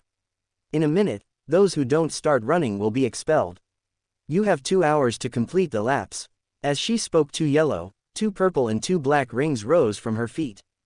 With Zhou Yi being a sole emperor, the students closed their mouths and obediently began to run even though they had grievances in their hearts. When Moshier was getting up and was about to start running, he heard Zhou Yi calling his name. Moshier, you stay too. Moshier was surprised for a moment, but he nodded and calmly approached her. Wang Dong and Yu Hao also approached and only the 3 were left with Zhou Yi in the room. You 3 aren't bad, but if you guys want to reach the top of your year, you must work harder than others. How did the 2 of you begin to fight? Zhou Yi started asking Yu Hao and Wang Dong some questions before turning his attention back to Moshier. You must also work hard. Although you were admitted with a special letter of recommendation, I will not treat you any differently from other students. If you don't live up to my expectations I will also expel you, was I clear? Zhou Yi spoke. Don't worry Professor Zhou, I won't let you down. Moshier spoke and Zhou Yi nodded in appreciation. Yu Hao and Wang Dong were also surprised to learn that Moshier was specially admitted to the academy. Okay, you 3 can start running now. Professor Zhou, didn't you say we had the courage? Wang Dong asked in dread. I never said you didn't need to run. Because your future potentials are better, the difficulty of your assessments will also be greater. Time is passing and you are wasting your time here. Zhou Yi spoke with a smile. Yu Hao started running, pulling Wang Dong and Moshier calmly left the room. He could complete the 100 laps quickly, so he was in no hurry. 15 minutes had passed since the start of the students' race, but Moshier didn't care. He started running and at some point Zhou Yi had arrived at the scene and was assessing the aptitude of all the students. In just half an hour, Moshier completed all the laps and barely broke a sweat. He stopped beside Zhou Yi and began to watch the other students. I heard from Director Du about you, but I didn't expect you to be this excellent. Zhou Yi nodded his appreciation. Moshier bowed in thanks and asked, Professor Zhou, is it impossible for first-year students to participate in the fights in the Academy's spirit dueling arena? Zhou Yi was a little surprised, but recalling the information about Moshier, she replied, it's usually impossible as only second-year students and above are able to participate in arena fights, but I can see if I can make an exception for you. Thank you, Professor Zhou. Moshier thanked happily. It had been over a year since he had fought in an arena and he was itching for a battle. Should I use the incident with Xianxia at the entrance to the academy and take the opportunity to fight him? Moshier thought to himself. Meanwhile, Zhou Yi continued to watch the other students running. As in the story, Wang Dong managed to overtake the rest of the students even though he started running later and Yu Hao came last. After more than half the time had passed, the students completed the laps with Zhou Yi acting as the finishing point and Wang Dong being the second person to complete the 100 laps after Moshier. With 15 minutes to go, Moshier saw Yu Hao running after him and saw Wang Dong frowning. He needed another 20 laps to complete the course. At the 5-minute mark, Yu Hao still needed to complete 12 laps, but in the next moment a person appeared behind him and 2 dazzling butterfly wings appeared. The tips of each wing changed color every moment between light blue, deep blue and sky blue. There was a glowing, V-shaped halo that lit up the surroundings. These wings dazzled all the students in the square and even teacher Zhou and Moshier were surprised. Radiant butterfly goddess, Zhou Yi spoke to himself and nodded in satisfaction. Moshier also knew about this martial soul and he could feel the light elements gathering near Wang Dong. With the help of Wang Dong, Yu Hao finally completed the 100 laps at the last moment. Zhou Yi called the names of some students who did not complete the course and expelled them immediately. The expressions of the remaining students completely changed. They didn't even dare to breathe heavily as they looked at Zhou Yi. It had only been 2 hours, but Zhou Yi had already established his absolute authority over Class 1. Go back to the dorms and change your clothes. After that, go back to the classroom for class. I'll give you 15 minutes. As soon as she finished speaking, Zhou Yi turned and walked back to the classroom. Nobody dared to waste time this time. They dispersed noisily, while practically everyone ran back to their dorms. Moshier was the fastest and was back in class within 8 minutes, and in less than 15 minutes all the students were in their chairs not daring to make a noise. Let's start class now. Overall I'm pleased with you guys who managed to pass this simple test, but don't think you're geniuses just because you can get into Shrek. Let me show you what a real genius is. Moshier, get up. Moshier stood up as requested and Zhou Yi continued, formally introduce yourself to the class. Moshier nodded and spoke calmly. Moshier, 11 years old. I am a rank 36 Soul Elder of the control system. The moment his voice stopped, the students looked at him in disbelief. Even Yu Hao and Wang Dong's eyes widened. Wang Dong especially thought she was the best in her class, but just today she took 2 hits from Moshier, both in physical test and in spiritual power. Zhou Yi nodded and said, Moshier was specially admitted to the academy, but even a genius like him will only have this exception of skipping the freshman recruitment assessment. If he doesn't complete the tasks I'm going to give him, he will also be expelled. The same goes for you guys. Moshier, you can sit down now. Moshier bowed and sat down calmly. Huo Yu Hao, you also get up and tell the class what your rank is. Zhou Yi continued. Yes, I'm in rank 11.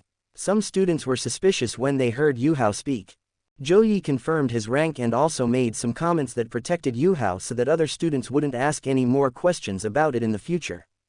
And with all that done, she started her class talking about the different systems of spiritual masters, namely, attack, defense, agility, support, food and control, and how spirit tools impacted the world of spiritual masters. The class lasted for a long time before it ended. When it was over, Zhou Yi called Yu Hao and Moshier into her office. Chapter 19, First Day of Class 2. Moshier and Yu Hao followed Zhou Yi and soon arrived at her office. She looked at both of them before speaking. I don't like beating around the bush. Wang Dong's martial soul was very impressive, but I still don't know which one is yours. I want to know now. Although Zhou Yi had heard of Moshier, the information regarding his martial soul was not revealed, so her curiosity got the better of her. Yu Hao was the first to speak. My martial soul is Spirit Eyes, a mental type martial soul. Zhou Yi was overjoyed when he heard this. A martial soul with a mental attribute. Yu Hao nodded. She frowned and asked, can you tell me what your first spiritual ability is? Yu Hao nodded and called a pure white spirit ring, and his pupils were covered by a small golden layer. He activated his ability and shared it with Zhou Yi. Meanwhile, Moshier was looking curiously at that white ring. He activated his innate ability and began to observe the patterns of arrays in the ring. Sure enough, the patterns he saw looked more complicated than those on his 10,000-year-old spirit ring. Realizing the consumption of his spiritual power, he stopped his ability and turned his attention to Zhou Yi. However, a worm in Yu Hao's spiritual sea seemed to feel its gaze, and its origin seemed to tremble for a moment, as if its secrets were being explored. Zhou Yi turned his attention to Moshier and he also responded. My martial soul is called Mystic Eyes and is also a martial soul with a mental attribute. Zhou Yi's eyes brightened even more and Yu Hao looked at him in surprise. Daydream spoke with a serious expression to Yu Hao in his mind. Yu Hao, be careful with him. His martial soul seemed to have detected me when he looked at your spirit ring.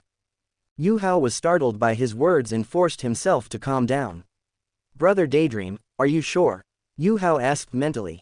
I am sure. His martial soul is not as simple as it sounds. I even felt a terrible suppression in my soul just by looking at it. Daydream's expression was solemn. I will be careful, Brother Daydream, Yu Hao stated. During this conversation, Zhou Yi was still excited about Moshier. Moshier, can you tell me what your first spiritual ability is? Though he knew she shouldn't ask, Zhou Yi couldn't care less. Sorry, Professor Zhou, I prefer to keep my spiritual abilities a secret until I use them personally. Moshier respectfully declined. Zhou Yi thought it was a shame, but she didn't question him any further. Alright, you can go. Yu Hao, you stay and follow me somewhere. Zhou Yi spoke. Professor Zhou, may I ask a favor? Moshier asked suddenly. Let's hear it first. Zhou Yi waved a hand for him to continue. Would you be able to introduce me to someone from the Academy's Spirit Tools department who can teach me how to make spirit tools? That was one of the reasons Moshier had come to Shrek Academy. If he could get into the Spirit Tools department, he could look at how spirit tools were made and compare them to creating artifacts in his memory. Moshier would also be able to be supported by the Academy's wealth to create his own spirit tools and would not have to worry about lack of resources and metals. Zhou Yi frowned and asked seriously, do you want to learn how to create spirit tools? Moshier nodded in acknowledgement. Why, I believe it would be more suitable for you to stay in the martial soul department. Zhou Yi asked again.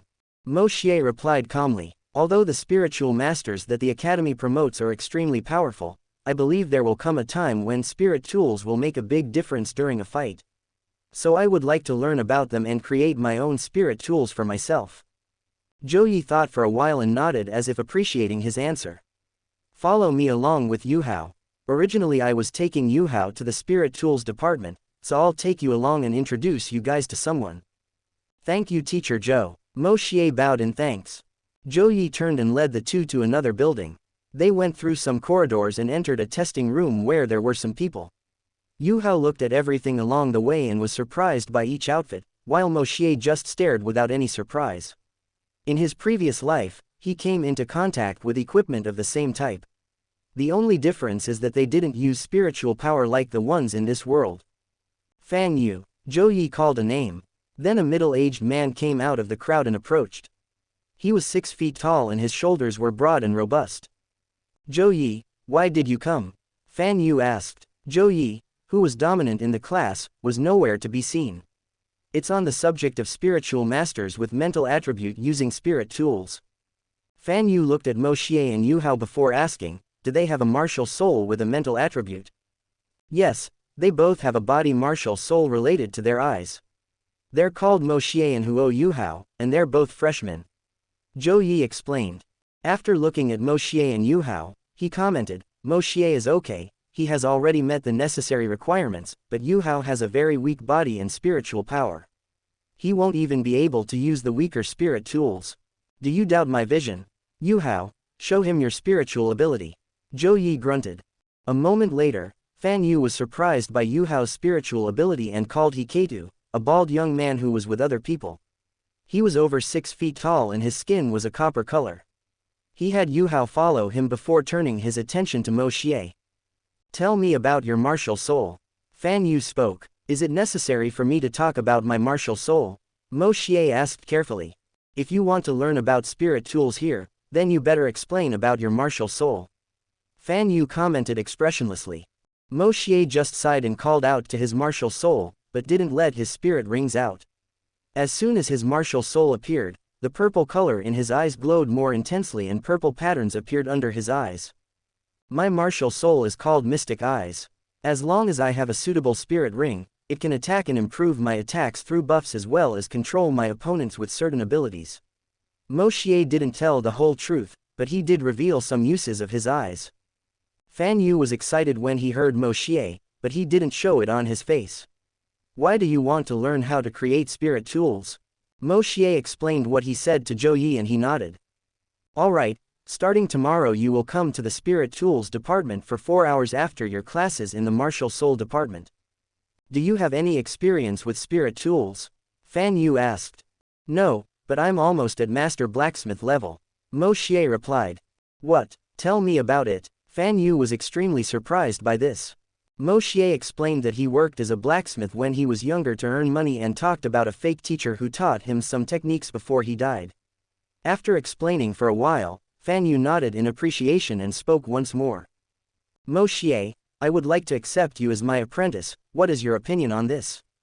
Of course, Moshier would not refuse such an opportunity. With his status as an apprentice of the next dean of the Spirit Tools department, he would have a lot more freedom here. Then, in keeping with custom, he bowed and greeted Fan Yu once more. The disciple greets the teacher. Good, as of today you are my second disciple, so you don't have to worry about anything else. But in addition to studying here, you must not neglect training your martial soul, do you understand? Fan Yu spoke. The disciple understands. Moshier talked to Fan Yu for a while longer until Yu Hao appeared with Hiketu. Fan Yu introduced Hiketu to his new younger brother, Moshier, and chatted with Yu Hao for a while before talking that he could come back when he increased the range of his spiritual detection. Moshier and Yu Hao left the building together and split up. Moshier walked towards the cafeteria and ate a simple lunch before waiting for the afternoon class to start. Sigh, the day just doesn't end, Moshier muttered to himself. When he was training alone, time seemed to fly, but now he seemed to pass at snail speed. Chapter 21st Day of Class 3. When the afternoon class arrived, Zhou Yi ordered everyone to gather at Shrek Plaza again. Currently, Moshier is the strongest student among you, so I declare him as the class monitor. However, all those who feel strong enough can challenge him for this position. Did all of you understand? Zhou Yi spoke out loud. We understand, the students responded, but given Moshier's strength, it was very unlikely that they would be able to defeat him. Most of the girls also looked at Moshier in awe. Wang Dong also couldn't say anything even if he considered himself better. After that, Zhou Yi pointed to several armor made of chain mail on the ground that weighed around 15 kilos. All of you will put on a set and start running to the end of the class. Your ranking will be given based on the number of laps completed and the person in last place will be expelled. You better remember, in my class, any of you can be expelled at any time. Zhou Yi announced and the students turned pale. Don't think I'm being unfair. Whether men or women, I treat them equally. On the battlefield you won't have time to question your enemy about these issues. Now hurry up and start running. The students started putting on their armor and started their run. Moshier, however, did not pick up the armor from the ground. He took several weights from his storage and placed them on his body. There were a total of 5 weights, one for each member, and each weighed 25 kilos. Zhou Yi noticed this and was stunned, but didn't comment much. The armor laid out on the ground would really have no effect on Moshier considering his physique. The students also noticed Moshier's weights and when they found out from Zhou Yi how much each one weighed, they couldn't help but be stunned. Most male students wondered why the comparisons were so cruel and some doubted he could run at those weights. The girls were even more amazed and looked at Moshier with warm eyes. Moshier ignored both parties and started running at a pace neither fast nor slow. Just at perfect speed so that his body could be pushed to the limits of its endurance. Even so, he was still running ahead of any student in the class. 2 hours passed quickly and half the students following Moshier had already given up. Yu Hao was behind as usual, but when he was at his limit, a warm current seemed to run through his body, easing the pain in his muscles and allowing him to continue his run. Moshier realized this and activated his energy flow ability. He saw how that warm current coursed through his body and revitalized him every second. So this is the mysterious heaven technique. Moshier thought, although it is very good, it is still miles away from my natural qi refinement technique. However, Moshier discovered by Yu Hao, a way to use his own technique similar to Yu Hao's state now. Moshier stopped looking at Yu Hao, and visualized the path his cultivation technique used and started activating it. Their cells seemed to be constantly absorbing natural energy as if they had been starving for days. Every cell in his body seemed to rejuvenate and he could feel a slight improvement in his physique. Even though his physique was different from Yu Hao's, his cultivation technique was much better and it had an even greater focus on body cultivation. Because of this, even with a more powerful physique, he could feel improvements in his body that was constantly being tempered by natural energy. Not bad, looks like I have to thank Yu Hao later.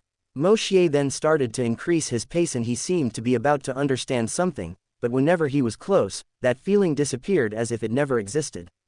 This feeling frustrated him constantly. The number of students who passed out at Shrek Plaza was gradually increasing. Even the students who ran well ahead were gradually becoming unable to persevere. The sounds of mail hitting the ground occasionally echoed from time to time. Another hour passed and only a few students continued to run.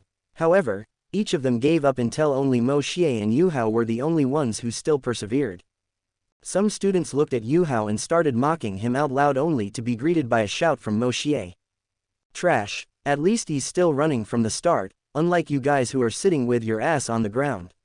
If you think you're so much better than him, then why aren't you running more? Each of the students who mocked Yu Hao fell silent one by one. They couldn't refute Moshier's words. Zhou Yi nodded his appreciation and continued to watch. With each passing moment, the students saw how Yuhao, who despite being the weakest in the class, was still running with shaky but determined steps. All the disdainful looks were gradually disappearing. They started to get up, one by one, before staring at Huo Yuhao's figure as he persevered. After being stunned for a brief moment, Wang Dong was the first to keep running after Huo Yuhao. However, he didn't pass him this time. With Wang Dong leading, a second and then a third person gradually began to follow. Gradually, all of the students in Class 1 gritted their teeth and lifted their legs, which were already stiff to the point of being dead, to keep running. Zhou Yi was thrilled with the result of this class. All the students who had previously given up on the race now had determined looks on their faces despite enduring the pain in their bodies. Ding ring. With the sound that marked the end of class, each student fell to the ground, leaving only Moshier standing covered in sweat. At some point, a man who looked to be 30 years old came to Zhou Yi's side and released 7 spiritual rings, 2 yellow, 2 purple and 3 black. A soul sage. His 7th ring glowed and a huge tree appeared, dropping a leaf on each student, recovering each student's body. When everyone recovered, he left the same way he came. Zhou Yi turned his attention to the students and spoke indifferently. You guys surprised me a little in training this afternoon. So I decided not to expel anyone this time. Students began to scream with excitement, especially those who did a few laps. Thank Yuhao for that. Originally, I was prepared to punish you all. The task I gave you all was for you to run until the bell rings, and then we would count the number of laps each of you did. However, apart from Moshier and Huo Yuhao, none of you managed to run from start to finish. However, since you were able to really develop a sense of competition because of it, you don't need to have a punishment. Disperse. I suggest that you meditate well as you digest the improvements and meaning of today's physical lessons. My next class will be in the afternoon, after a day. At that time, I hope I don't see any garbage. Zhou Yi spoke the ending in a threatening tone. Yes, all students responded and approached Yuhao and threw him into the sky. Moshier was a little surprised that Zhou Yi didn't remove the class monitor post from him. He was already prepared to give up the job as he thought it was a headache, but he just sighed at the end. He separated from the rest of the class and went to his dorm to clean up and meditate. He needed to reorganize his training from now on as he was running out of time more and more. When Moshier finished cleaning himself and eating something from his storage ring, he seemed to remember something. Xianxia should cause problems for Yuhao in no time, right? Moshier muttered and left the dorm the next moment, heading for the gym entrance at the east gate. As he thought, by the time he arrived at the scene, Xianxia had already made his move. Brat, do you dare not sell this fish? A deep, angry voice suddenly rang out, followed immediately by a golden light that hit Huo Yuhao's booth. Moshier clearly saw Yuhao managing to dodge because of his spiritual detection and the attacker. Xianxia was wearing a black school uniform. He was actually a 6th grader. He had a tall figure comparable to Hikaru with bushy eyebrows as well as eyes that resembled those of a tiger. He also had a straight nose, a square mouth, along with a grand appearance. His fair skin was already covered in some shades of red due to his anger, while his face, which still seemed to contain some baby fat, was quite imposing. Ah, I'm going to love this. Moshier thought and ran towards Xianxia, who was now close to grabbing Yuhao. Wait, what are you doing? Stay with your hand. Moshier yelled along with 2 more people. They were Bei Bei and Tangya and were the ones who brought Yuhao to the academy.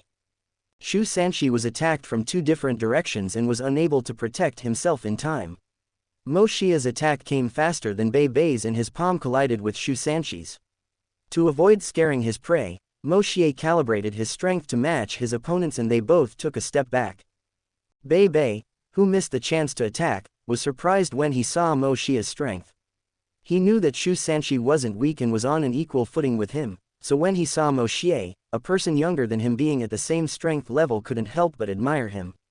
Senior, it's not nice to bully as freshmen. Moshier spoke with a bit of sarcasm. Since when are freshmen as strong as you? Xianxia asked in disbelief. Bei Bei also arrived and said indifferently, Xianxia, you intimidated my younger brother. You will have to give me an explanation for today's matter. Otherwise, we'll go to the spirit dueling arena and settle it with an official fight. Xianxia pointed to Yuhao and asked, is he your little brother? Bei Bei nodded expressionlessly, and, he dared not sell the fish to Nanan. I've even paid for them. These fish are for me. Bei Bei hit him and I'll give you a kiss. Donghua spoke as if she wanted to see the world burn. Senior Bei Bei, I will fight this guy. He dared to mess with my classmate, so I have a duty to teach him a lesson. Moshier didn't want to miss the opportunity either.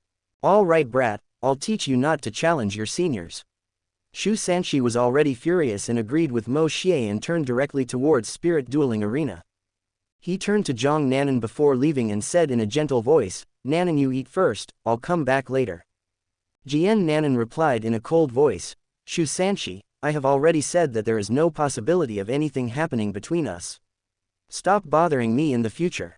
Xianxia was embarrassed and shouted angrily at the crowd, what are you looking at? Go away, come on, brat. He turned and walked back into the academy. Moshier caught up with him the next instant after winking at Yuhao, Bei Bei and Donghua. Senior Shu, how about a bet for our fight? Moshier asked. Xianxia found it interesting and asked back. What would you like to bet? A mysterious water pill. If I win you will give me one, if I lose I will give you the same amount of money for the pill as I don't have one with me at the moment. Moshier replied blankly. Alright brat, what's your name? Xianxia thought he would win, but he still didn't dare underestimate Moshier. Although it was a small confrontation, Moshier's strength was real. Moshier, Senior Shu, I hope you don't go back on your words. Moshier smiled inwardly, finally found my punching bag. Xianxia felt a shiver down his spine, but he couldn't figure out where that feeling came from. Chapter 21 Moshier vs Xianxia. The Spirit Dueling Arena is a very important venue in Shrek, and it hosted several competitions between students with teachers acting as referees. The referees were responsible for determining the winner of each competition, as well as protecting students, assisting students in need, healing injured students, among others. Of course, all this had to be paid for. Each group wishing to perform a duel needed to pay at least 10 gold coins as arena expenses. However, many students never got tired of these competitions due to the fact that there were no restrictions to compete here. Also, you didn't need to be afraid of any dangerous situation if it was too heavy, as the teachers who acted as referees would keep everything under control. At the same time, students who won a match in the Soul's Duel Arena would earn a certain amount of credits, which, in turn, would increase a person's grades by a certain amount during their annual advancement test. Donghua explained all this to Yuhao at her side. Because of Moshier's battle against Xianxia, she became very curious about him since she learned that Moshier was a freshman and Yuhao's classmate and brought him in to watch the combat and gain experience. At some point, Bei Bei had disappeared inside the arena and Donghua guessed he was with Xianxia. Moshier was now in a room in the arena meditating and waiting for the battle to begin.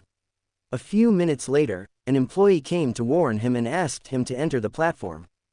When Moshier left, he saw a large crowd in the arena seats. The only thing he didn't notice were two figures that were hiding in a corner of the stands watching him.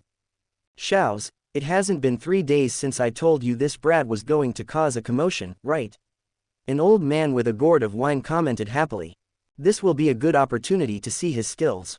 Xianxia is known as the Eternal Defense in the academy, so he will be able to let us see his potential firsthand. Yan Shao's nodded seriously. Ever since he learned about Moshier from Doulo, he was very curious about the abilities of this new freshman. Actually, I think Xianxia is just there to be this kid's punching bag. Ever since he saw Moshier producing a domain, Elder Zan knew that Xianxia was not his opponent. Don't make assumptions and just watch. You will understand my judgment in no time.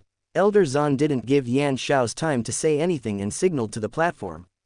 Moshier and Xianxia were on top of the battle platform and a 40-year-old teacher stood between them and spoke in a low voice into the microphone. First year, Moshier, is challenging 5th year, Xianxia. Their bets have already been placed in private.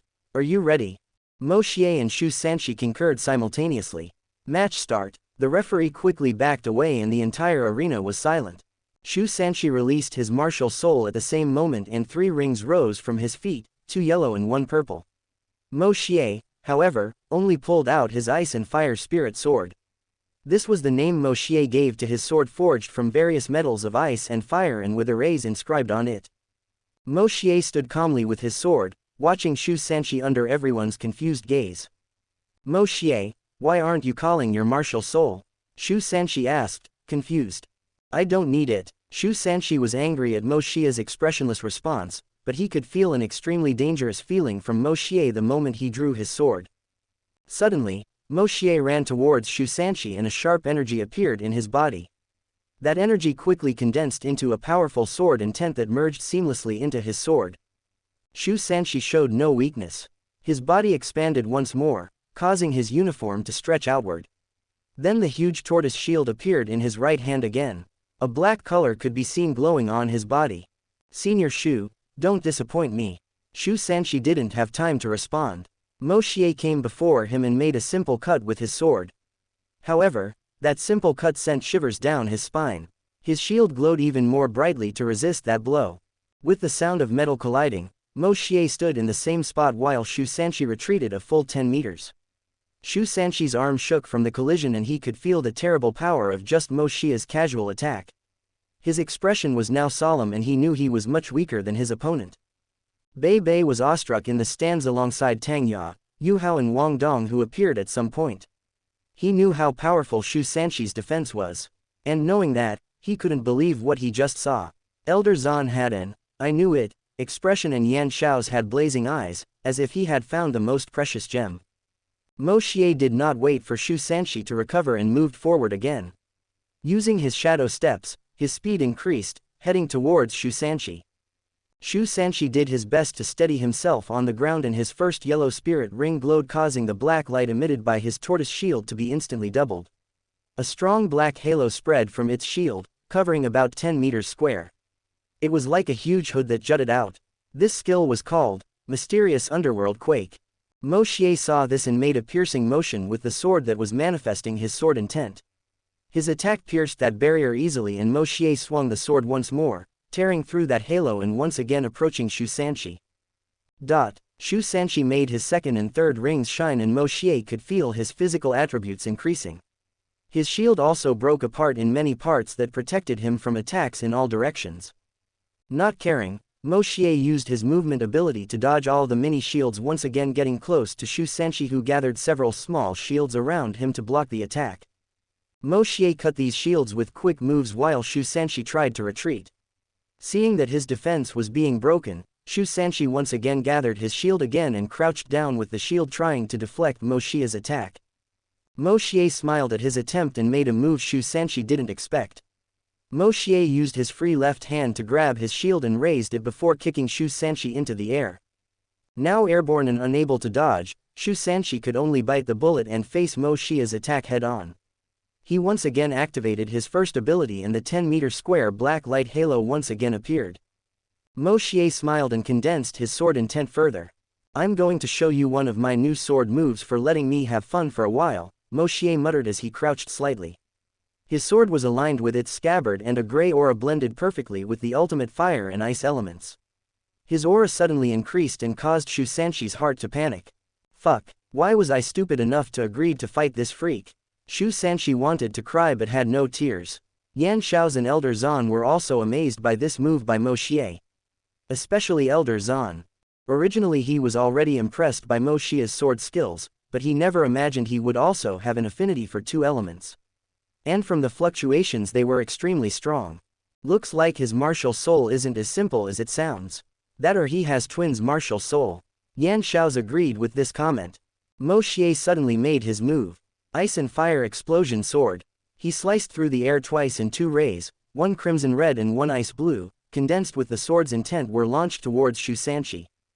The ice blue sword ray was the first to hit him. His first spiritual ability offered no resistance at all and he felt his body freeze from the first attack. When the second attack came, the searing fire seemed to find powder in his body and an explosion occurred. Xianxia's body was thrown flying off the platform and he vomited a few mouthfuls of blood after the fall. Moshier greatly reduced the power of his attack so as not to seriously injure Xianxia. If he had given his all in the attack, Xianxia would have exploded in a haze of blood at the scene with no part of his body left. Moshier approached with a smile and said, "Senior Shu, don't forget our bet." Xianxia was now all disheveled and his clothes looked like a beggar's now. He sighed in relief that they were of good quality and that they hadn't disappeared in the previous explosion. Xianxia smiled bitterly and handed him a vial before speaking. I wouldn't have agreed to fight you if I knew you were a freak. Damn, you are just like Bei. Only your looks are good, but your heart is black. Xianxia was really outraged. This is called strategy. Senior Shu, you have to learn from this lesson and not fall for tricks anymore. The outside world is too dangerous for simple-brained people like you. Moshier said in a joking tone. Get out, brat, don't let me have a chance, otherwise I'll hit that pretty face of yours. Xianxia yelled angrily. Just then, the referee and the people in the arena came to their senses. The referee immediately announced the result. Winner, Moshier. With the announcement, the audience began to scream in awe. Xianxia returned to the lobby and Moshier left the arena happy. He finally released some of the stress he'd accumulated over the past year. With this fight, Moshier made his name known as the Sword Prince because of his appearance and sword skills. This name was mainly given by the girls who watched his battle. Sorry for the delay. When I was writing this chapter yesterday, I rewrote it several times and I couldn't be satisfied because I didn't think I could write the fight very well. Chapter 22 Battle at the Sea God Lake.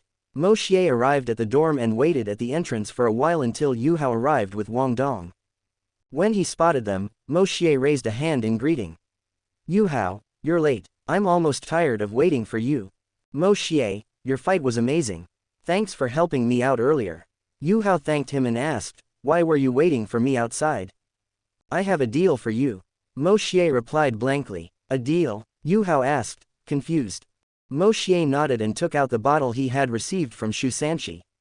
Inside this bottle is a pill called Mysterious Water Pill that can improve your body, meridians and spiritual power.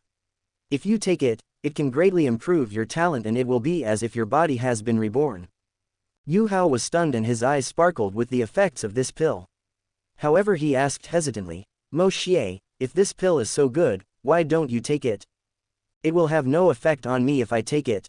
My body is different from other people, so the effects of the pill would be lost on me. However, I believe it will have the best effect on you given your condition. Moshier replied calmly. What he said is true, Yu Hao. Wang Dong confirmed and continued. This pill is very expensive and precious, made with the blood of various water-type spiritual beasts and various rare herbs. Just one pill like this is worth at least 10,000 gold coins. Yu Hao looked at the bottle containing the pill and then at Moshier again and hesitated. Seeing his hesitation, Moshier said, I won't force you. My deal is very simple. One day I will ask you a favor and you will help me with it. I can promise you that you won't be forced to do anything bad and won't cause you any problems or harm. Now it's up to you to decide whether to accept the deal or not. Moshier really wished Yu Hao would agree. Then he would be able to study the 1,000,000-year-old ring that Yu Hao has in the future, which could benefit him immensely. Yu Hao spent a good 5 minutes thinking before agreeing under Wang Dong's strong encouragement. Then I accept your offer. I don't know if I can help you, but I'll do my best. Yu Hao said with a smile. You definitely can. Moshier said happily and continued. Okay, eat the pill before going to bed. Absorb all its effects for the next 15 days by physical training and meditation and you will get the best results. Tomorrow, when you wake up, you will have a big surprise. Moshier chatted with Yu Hao and Wang Dong a little longer before heading back to his room. He thanked Lei Ji for feeding Xiao He before cleaning himself up again and starting to meditate. The next day, Moshier got up before sunrise and ate something from his storage before heading to the Sea God Lake. He wanted to train with his sword before going to class. Moshier walked across the lake as he brandished his sword. Each step slightly froze the surface of the water, allowing him not to fall into the lake. His domain spread with him at the center and every sword skill was demonstrated to extreme perfection. However, Moshier had a feeling that something wasn't right. Though his domain was powerful, in old Du's memoirs it was relatively common among swordsmen. If Moshier wanted to create a unique domain, he should modify it according to his comprehension. Just like that, he would create something of his own. The yin-yang sword allowed me to understand how to use two opposing forces together, molding them into an even more powerful force. Ice and fire, yin and yang, Moshier was lost in his thoughts, but his movements didn't slow down. My sword intent is pure. Because it is pure, it can merge with other elements and create a new type of intention such as the fire sword intent and the ice sword intent. This is only possible because I have a good understanding of these elements. Moshier thought inwardly. I must find a way to fuse these elements into my domain, but if I just use them with my body, my spiritual power won't be able to maintain the domain for long in my state. Moshier continued to search his memories for ways to solve this problem. Suddenly Moshier's eyes sparkled with excitement. Arrays. If I can build arrays in my domain, I will not only be able to improve his power but also create something new. In his memories, Moshier saw that it was an extremely difficult task, as it was necessary not only to be proficient in arrays, but also to have a high capacity of mental power to create them. He would be using his domain as metal, his spiritual power as support and his mental power as a carving knife. It's hard, but if I make it, my combat power will improve by several folds. However, I also need even finer control of my power than my current one. Otherwise, I won't be able to create arrays fast enough in battle. They must be created the moment I release my domain. With that in mind, Moshier started to separate several arrays that could be used, not just those of ice and fire, but those of other elements as well. Moshier wanted to create a sword domain that had all the elements in the future. It would be similar to his heavenly domain in that aspect, but its potential could be even greater. But if I merge them, then, Moshier didn't dare think more. It was simply too frightening. At that moment, Moshier thought he felt something and looked towards the inner courtyard of the academy. With his excellent eyesight, he saw a red dot appear in the mist above the lake. As the point approached, Moshier saw a slender figure dressed in red clothing. Her hair was blood red and she wore a mask showing only her eyes with a strange blood red color. Her aura looked like that of a crazed beast. Just by the flames this figure emitted, Moshier recognized it right away. This is Ma Xiaotao. I didn't remember that today would be the day she would be controlled by her evil flames. Moshier thought a little amused. He saw this situation as a perfect chance to test the limits of his strength. Ma Xiaotao should be close to rank 70 at this point. Moshier ran towards her and activated his domain once more when he was 10 meters away from Ma Xiaotao. A gray area spread out and enveloped Ma Xiaotao, who had already released her spiritual rings. 2 yellow, 2 purple and 2 black rings appeared and spun around her. Her first 3 rings glowed and 2 wings of fire appeared on her back. The fire element engulfed her and a jet of fire was launched from her mouth towards Moshier. Moshier smiled and dodged to the left with an extremely fast movement and made a cut with his sword that was already covered with his sword intent and ultimate ice. A sword ray was launched towards Ma Xiaotao, who used her flames to block his attack. However, having lost all rationality, Ma Xiaotao did not put up many defenses and ended up underestimating this sword. This was the same move that Moshier used in his fight against Xianxia. The moment the attack hit Ma Xiaotao, she felt her body freeze before an explosion happened. Moshier didn't even need to use a fire attack, as Ma Xiaotao's flames would act as a catalyst. Ma Xiaotao backed up a few meters and Moshier got in front of her. Using his elemental suppression, Moshier cut Ma Xiaotao several times, slowing her movements. However, he failed to deliver a decisive blow. Although his body had practically reached the standard of a soul emperor, his spiritual power was still too low to fight Ma Xiaotao, who was already close to becoming a soul sage. Suddenly, Ma Xiaotao's 4th ring came up. Moshier felt a chill, entering a slow motion state. Before his eyes, he could see his opponent's movements and react faster than usual. Moshier felt the fire elements gather at his feet and he backed up 10 meters. 3 seconds later, a 5-meter pillar of fire appeared where he had previously been. It's not easy, Moshier muttered. A bead of sweat broke out on his face. Moshier condensed his sword intent into 10 swords in his domain and cast them at Ma Xiaotao. He approached again from his side and lashed out with his sword again. However, his sword now carried a mental coercion. It was a perfect fusion of physical attack, mental power and spiritual power. Blazing body freezing mind slash. Ma Xiaotao felt her mind freeze, and the flames in her body seemed to submit to the new flames that invaded her body when she used her flame-covered hand to block the attack. For a moment his eyes seemed to lose focus. Moshier didn't miss this opportunity and used his mental shock and hit her a few more times with his ice sword intent. He also condensed some more swords from his intent in his domain and threw them at Ma Xiaotao. He showed no mercy. Ma Xiaotao felt her mind being hammered before the other attacks arrived. Each of them damaged her natural shield of spiritual power until it shattered into pieces. Moshier's ultimate ice completely suppressed its flames and the swords condensed by his sword intent penetrated Ma Xiaotao's flesh causing her to cough up blood. With her movements restricted, Moshier placed a hand on her shoulder and transferred his ultimate fire and ice to control Ma Xiaotao's evil flames. Her body trembled at first, but it soon calmed down and she passed out in Moshier's arms. Moshier breathed a sigh of relief and deactivated his domain. He carried Ma Xiaotao to the edge of the sea god lake and waited for the teachers to arrive. I wouldn't be her opponent if she didn't lose control of her mind to the evil flames, Moshier muttered. In his current state, he deduced that he could fight most Soul Kings and win with a bit of trouble, but it was still very difficult to win against Soul Emperors. As he thought, some figures appeared towards the inner courtyard and arrived where he was. One of them was the teacher who used his martial soul to help his class recover. If Moshier remembers correctly, he is called Professor Li and his martial soul was a superior plant-type martial soul, the Tree of Life. Chapter 23 Compensation and Fame. An old man dressed in white who was leading the group ran towards Ma Xiaotao who was lying on the floor and began to examine her. He breathed a sigh of relief and asked Moshier, "What happened here?" Moshier responded with a shrug, "I was training at the lake when she came and attacked me. I fought her to defend myself and that was the result. Fortunately she seemed to have lost control of herself and her power was greatly reduced, otherwise I would have been dead or seriously injured."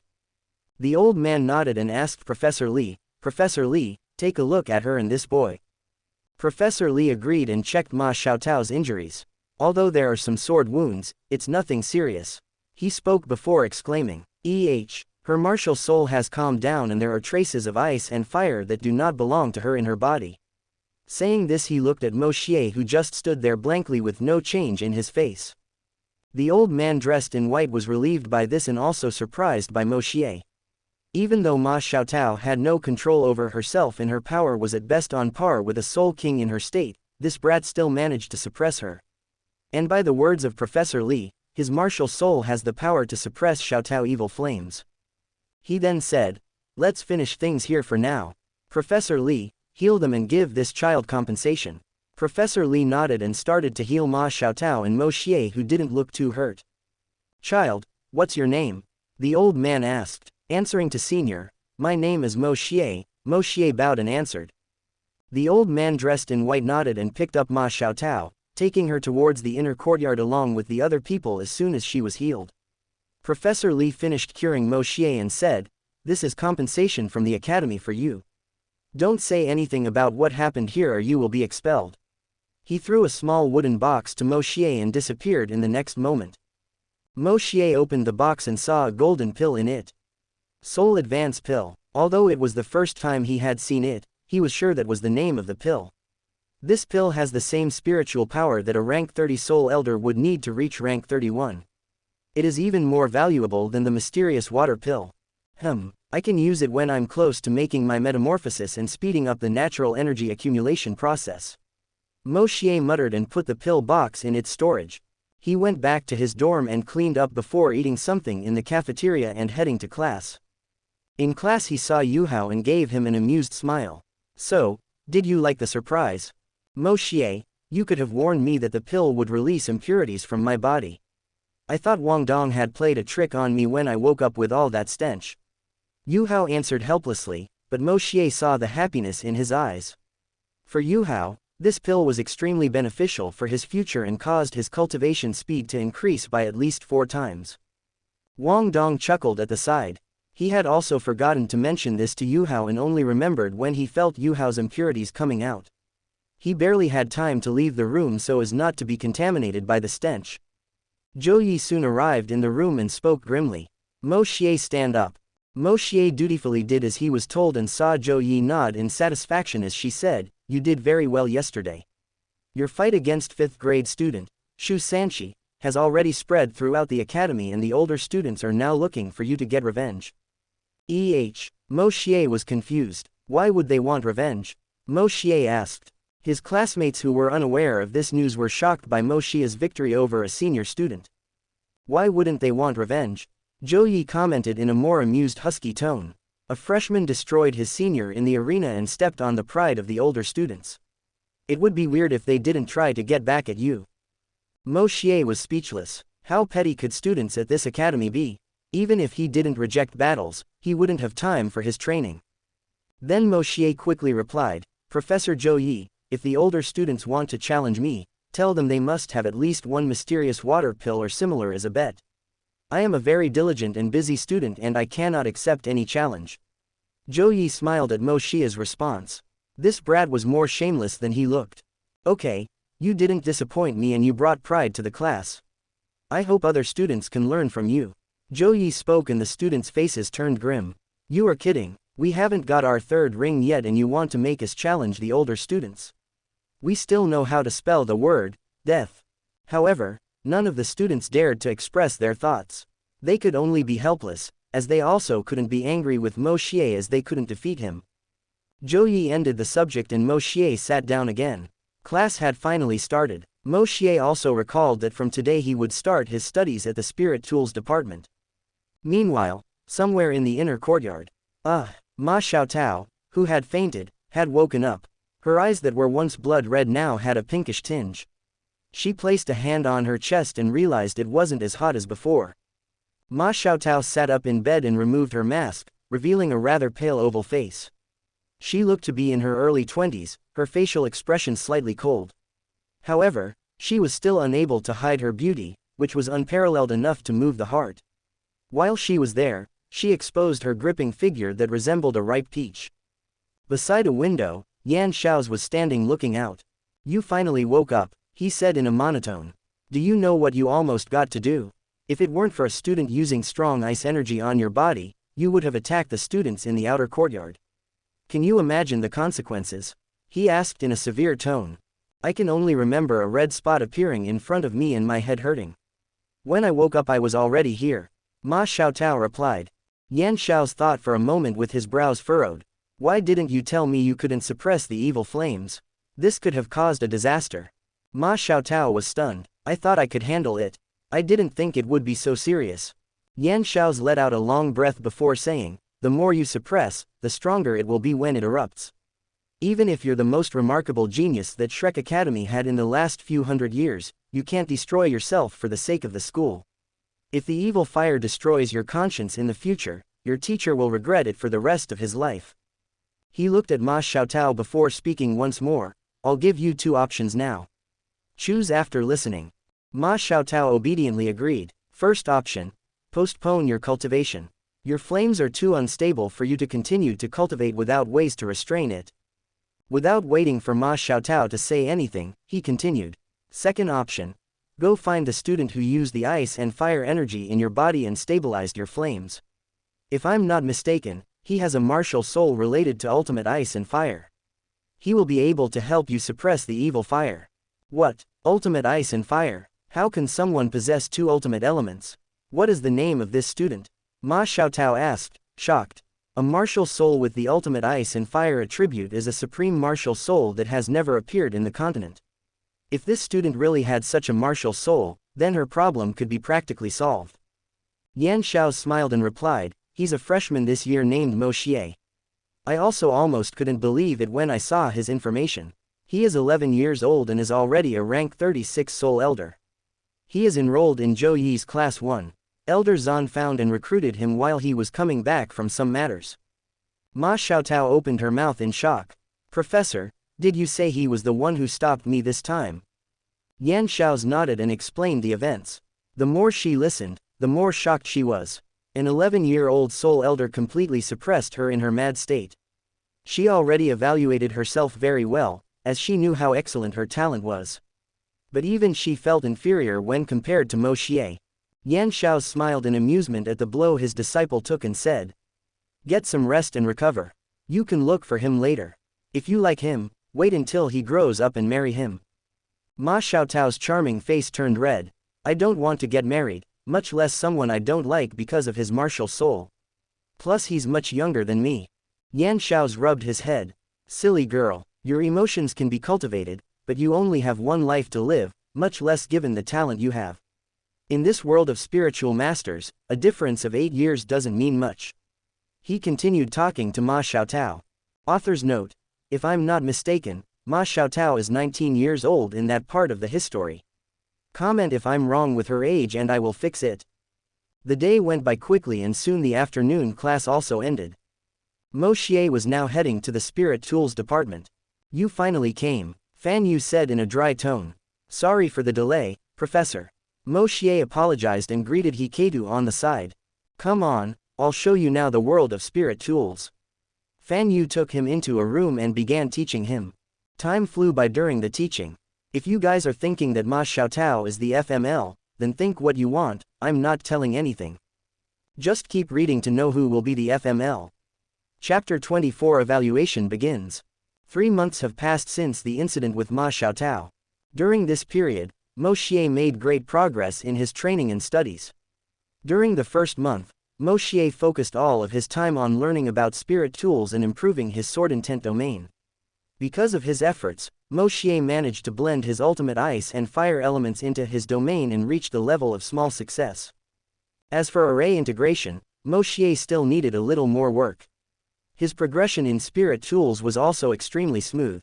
Knowing how to create arrays benefited him a lot in creating spirit tools, so in the 3 months that Moshier spent studying how to create them, he reached the level of a second-class soul engineer. Of course, this information was kept secret by Fan Yu to avoid problems and threats to Moshier. But during his studies he encountered several problems with the Academy's knowledge of spirit tools. It's very inefficient. The arrays used as the core, the inner and outer shell, there were several problems with their builds. With his knowledge of arrays and memories of more advanced technologies that old Du left behind, Moshier's foundation of spirit tools was far better than anyone in Shrek and even in the Sun and Moon Empire. Moshier introduced this knowledge bit by bit to Fan Yu, as if it were just occasional discoveries so he wouldn't be asked where this knowledge came from. Because of his occasional discoveries, the Academy's basic knowledge of spirit tools creation was slowly improving. Thanks to this, Moshier was able to secure even more medals to continue his research and creations. Being a disciple of Fan Yu helped a lot in this problem. Moshier also managed to break through to rank 37 in the second month and was one step closer to completing the second level of his cultivation technique and metamorphosing his body, taking his physique to an even higher level. He thought Ma Xiaotao would look for him a few days after the incident, but he still didn't see a trace of her during that time. It seems that, having suppressed the evil flames, she must have been training in the inner courtyard. But he thought she would soon find him to help quell the flames once more. With that, he could make Yan Shao's owe him a favor. Moshier was now in his class listening to Zhou Yi explain the content of the assessment that would start tomorrow. In those 3 months, many students ended up being expelled, leaving their class with just 67 people. However, the students who stayed improved tremendously. With their involvement with the Ma Xiaotao incident, Yu Hao and Wang Dong did not gain a soul advancement pill from the academy and therefore their spiritual power was not equal to that of the original story, with Wang Dong reaching rank 23 and Yu Hao reaching rank 15. Bei Bei seemed to have given him yet another mysterious water pill and this made him reach his current level with his hard work after fully absorbing the effectiveness of both pills and consolidating his rank. Moshier, pass these papers on to your colleagues. Zhou Yi commanded in a dry tone. While Moshier handed over the papers, Zhou Yi continued to explain. Only those who pass the assessment will be able to continue cultivating at the academy until the exam at the end of the year. After you pass, you will be divided according to your abilities.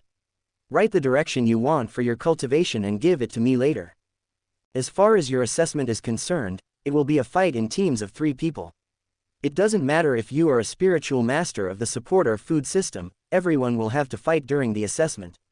The teams were made to avoid the injustice of a spiritual master from the support system having to fight someone from the assault system. Spirit tools have brought many changes to this world, and one of them is to allow spirit masters without combat skills to produce destructive force during a fight. And for that, you need to refine your skills and senses during a battle. Zhou Yi explained each part of the assessment before continuing. Now we will be dividing the class into teams. The first team will be Huo Yuhao, Wang Dong and Xiao Xiao. Huo Yuhao and Wang Dong practically stood up at the same time and they both looked at each other happily. The other person who got up with them was a small girl in the front row. She had a delicate and cute appearance. She looked blushing into Wang Dong's handsome face before turning and bowing her head. The second team will be the third team. Zhou Yi looked and sounded very authoritative, but after she finished announcing the division of teams, every student in the class seemed to have been relieved of a heavy burden. As only one of you is left, the last team will be Moshier alone. Zhou Yi concluded. Moshier smiled and didn't care. With his current strength, he could wipe out all the first-year students without a problem. His classmates didn't pay much attention either. During those 3 months, Moshier let them form groups to challenge him, and the result was a crushing defeat. They understood his strength, even if they didn't know his limit, so it was no surprise that he could do the assessment by himself. I will give you 1 day to prepare. The assessment will start tomorrow afternoon, so make sure to do enough preparations. All are dismissed. Huo Yuhao, Wang Dong, Xiao Xiao, you 3 stay. The rest of the students left after handing over their papers, leaving the 3 of them in the room with Zhou Yi. Moshier also turned in his role and said goodbye to Zhou Yi. She didn't say anything either, because she knew he wouldn't have any problems. But she still warned him to show his strength and put on a show for people watching the assessment. Moshier just nodded with a wry smile. It looked like Professor Zhou was really going to make trouble for him if he didn't do something big. Moshier was walking through the academy when he spotted Xianxia beside Ma Xiaotao.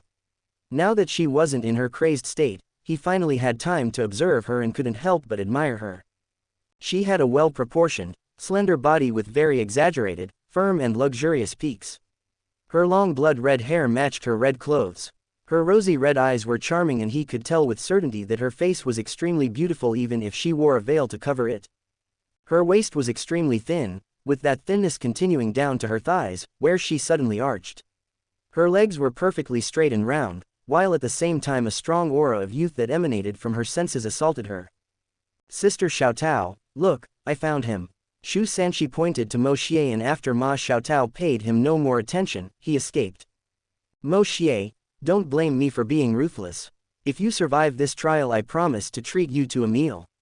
Xianxia felt increasingly sorry for Moshier for having caught Ma Xiaotao's attention. After some time getting acquainted, he had become a good friend of Moshier, but he couldn't resist this sister, so he just sold him out.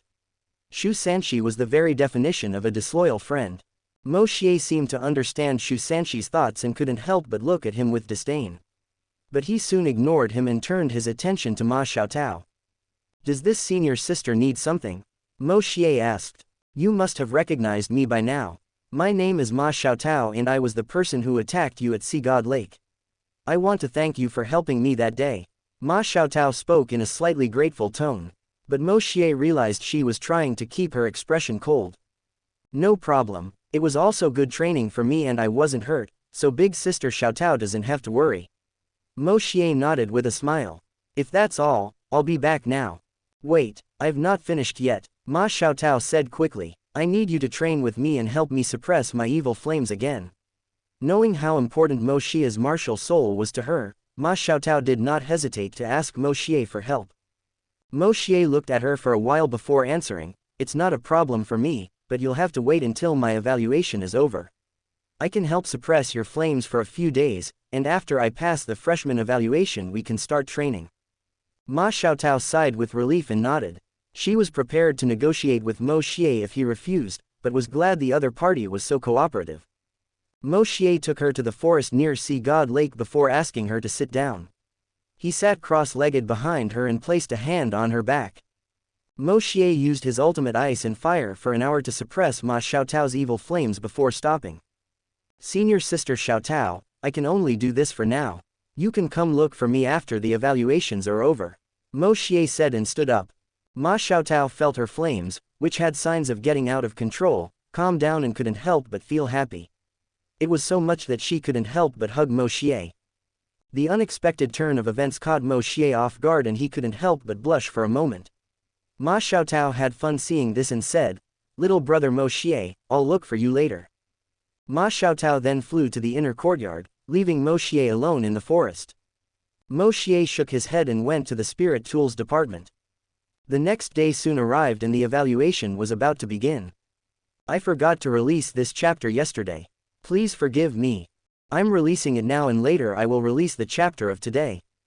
If I can write faster, maybe I will release another one as a bonus, but it's not certain. Chapter 25 Freshman Evaluation. The examination area was extremely large and open. It spanned 20 kilometers and was divided into 50 areas, each about 400 square meters. Each area was allocated to a teacher who will supervise the students' fights. Moshier was assigned to the 36th arena. He patiently waited for all the students to arrive at the testing site in the academy to start fighting. A few minutes passed before the ad finally came.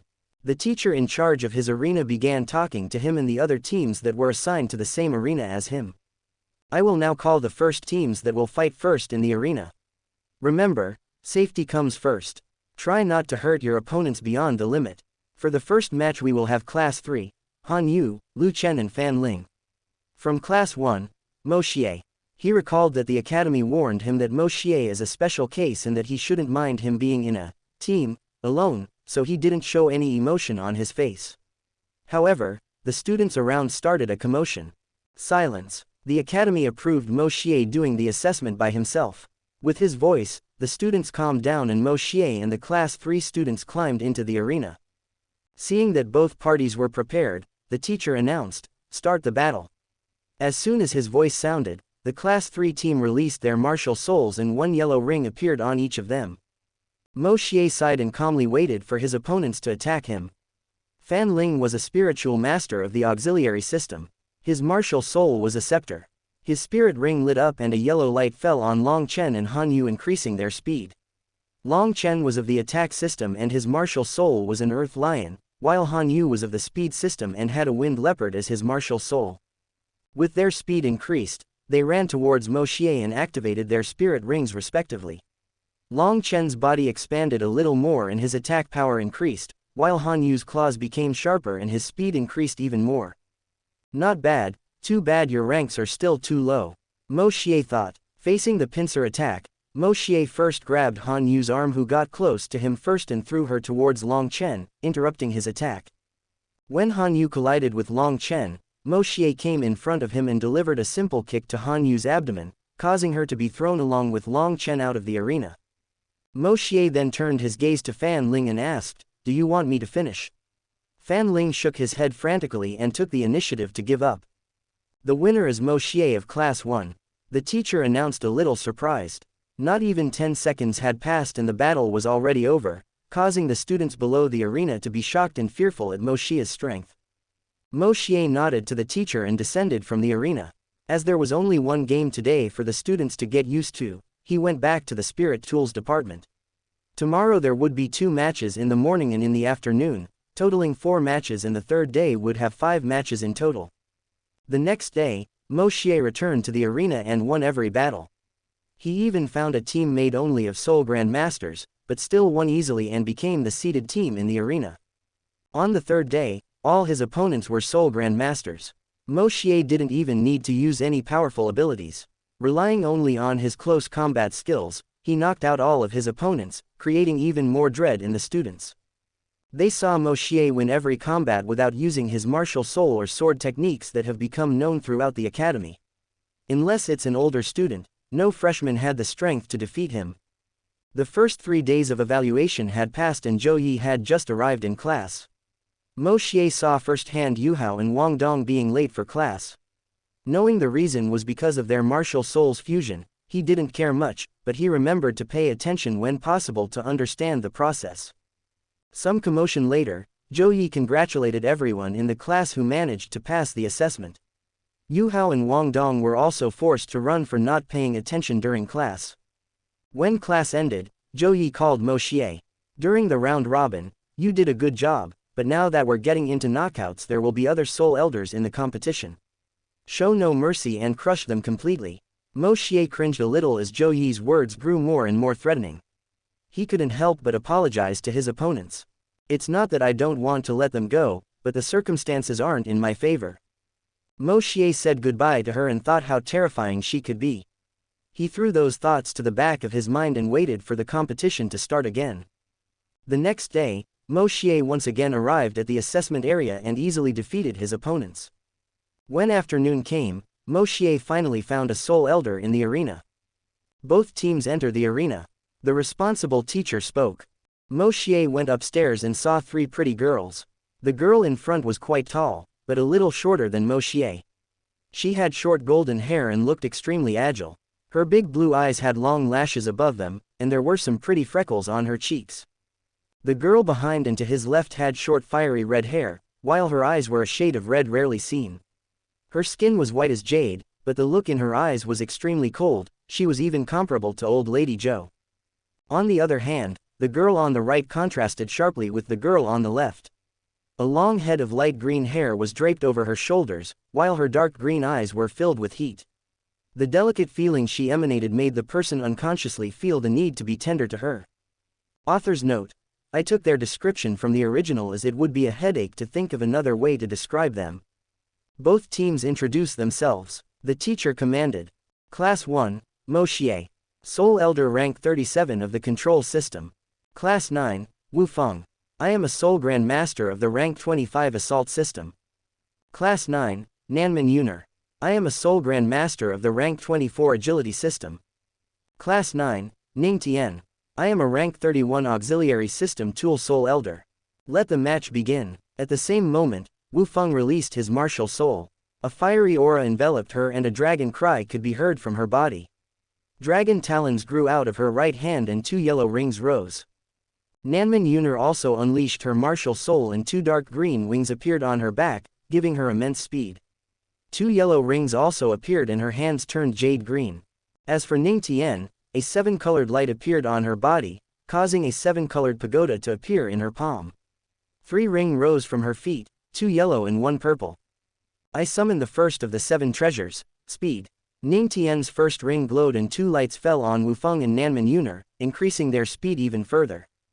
Wu Feng and Nanman Yuner ran towards Moshier, who just watched Ning Tian martial soul with interest. It's a shame she doesn't have the means to evolve her pagoda and will be stuck at the level of a soul sage, Moshier sighed with pity.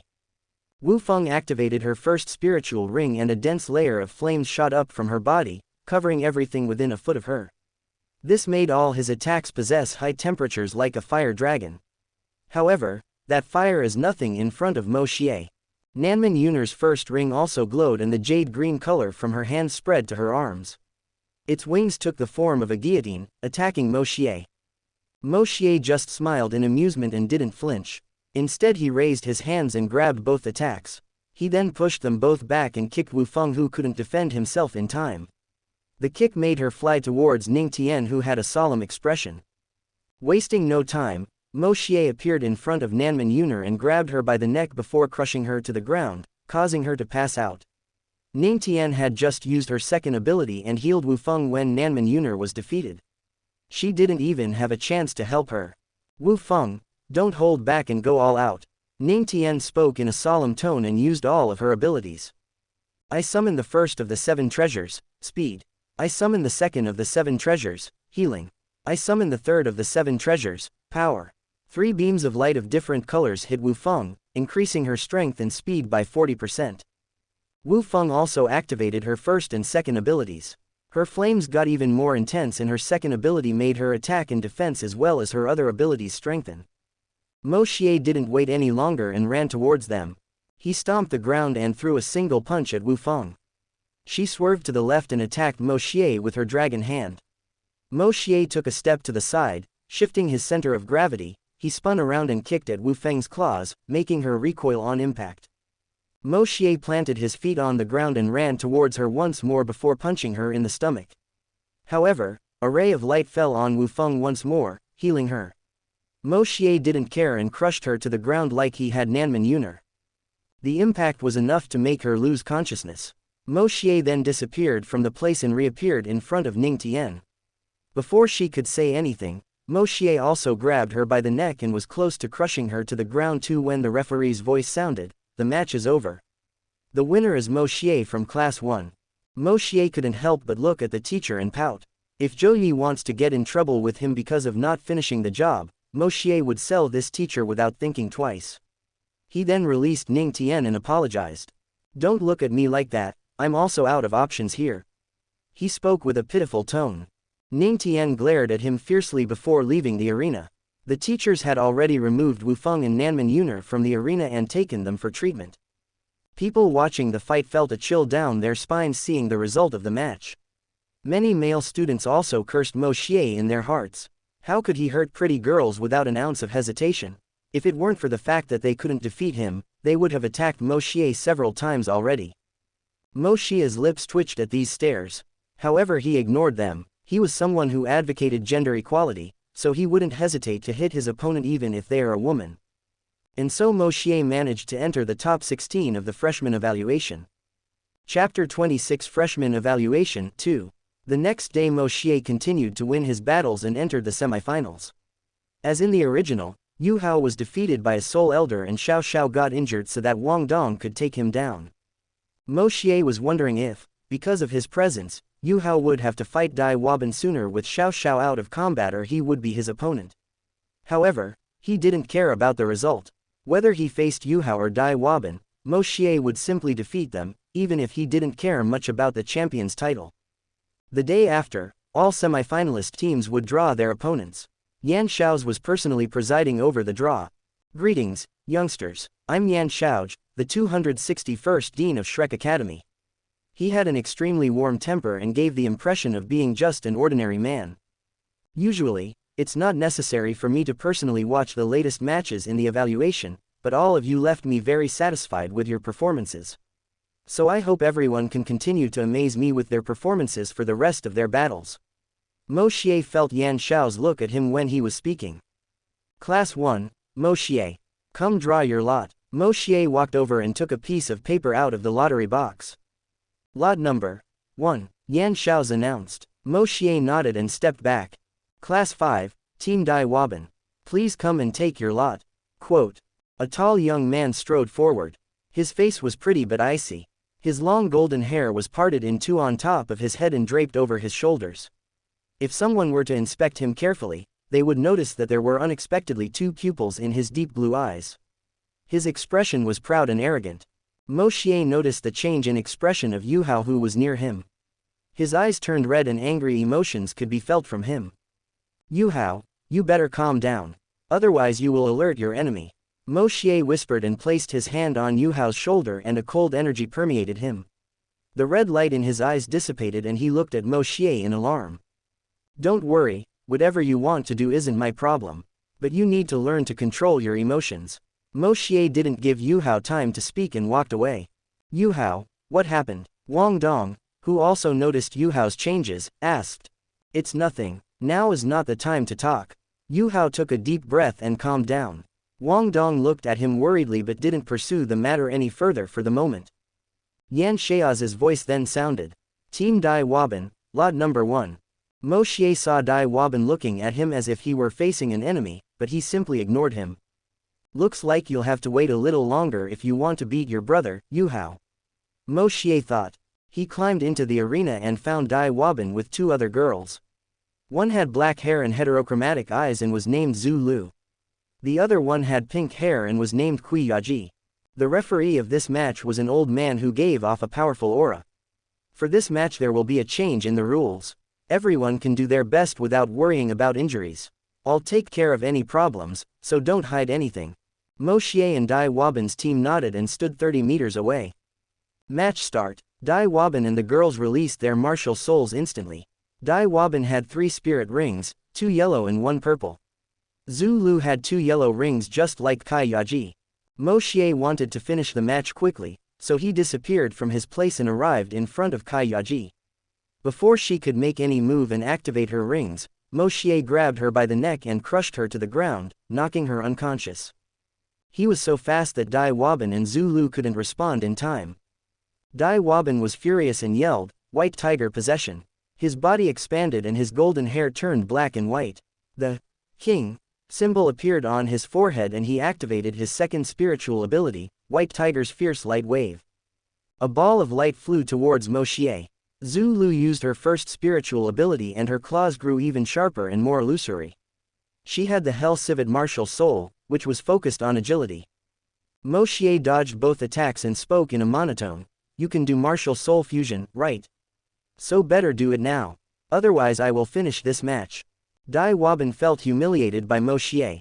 He was the son of the White Tiger Duke and had a better talent than his brothers. His pride and arrogance were rooted in his bones, and because of them, he felt that Moshier was despising him.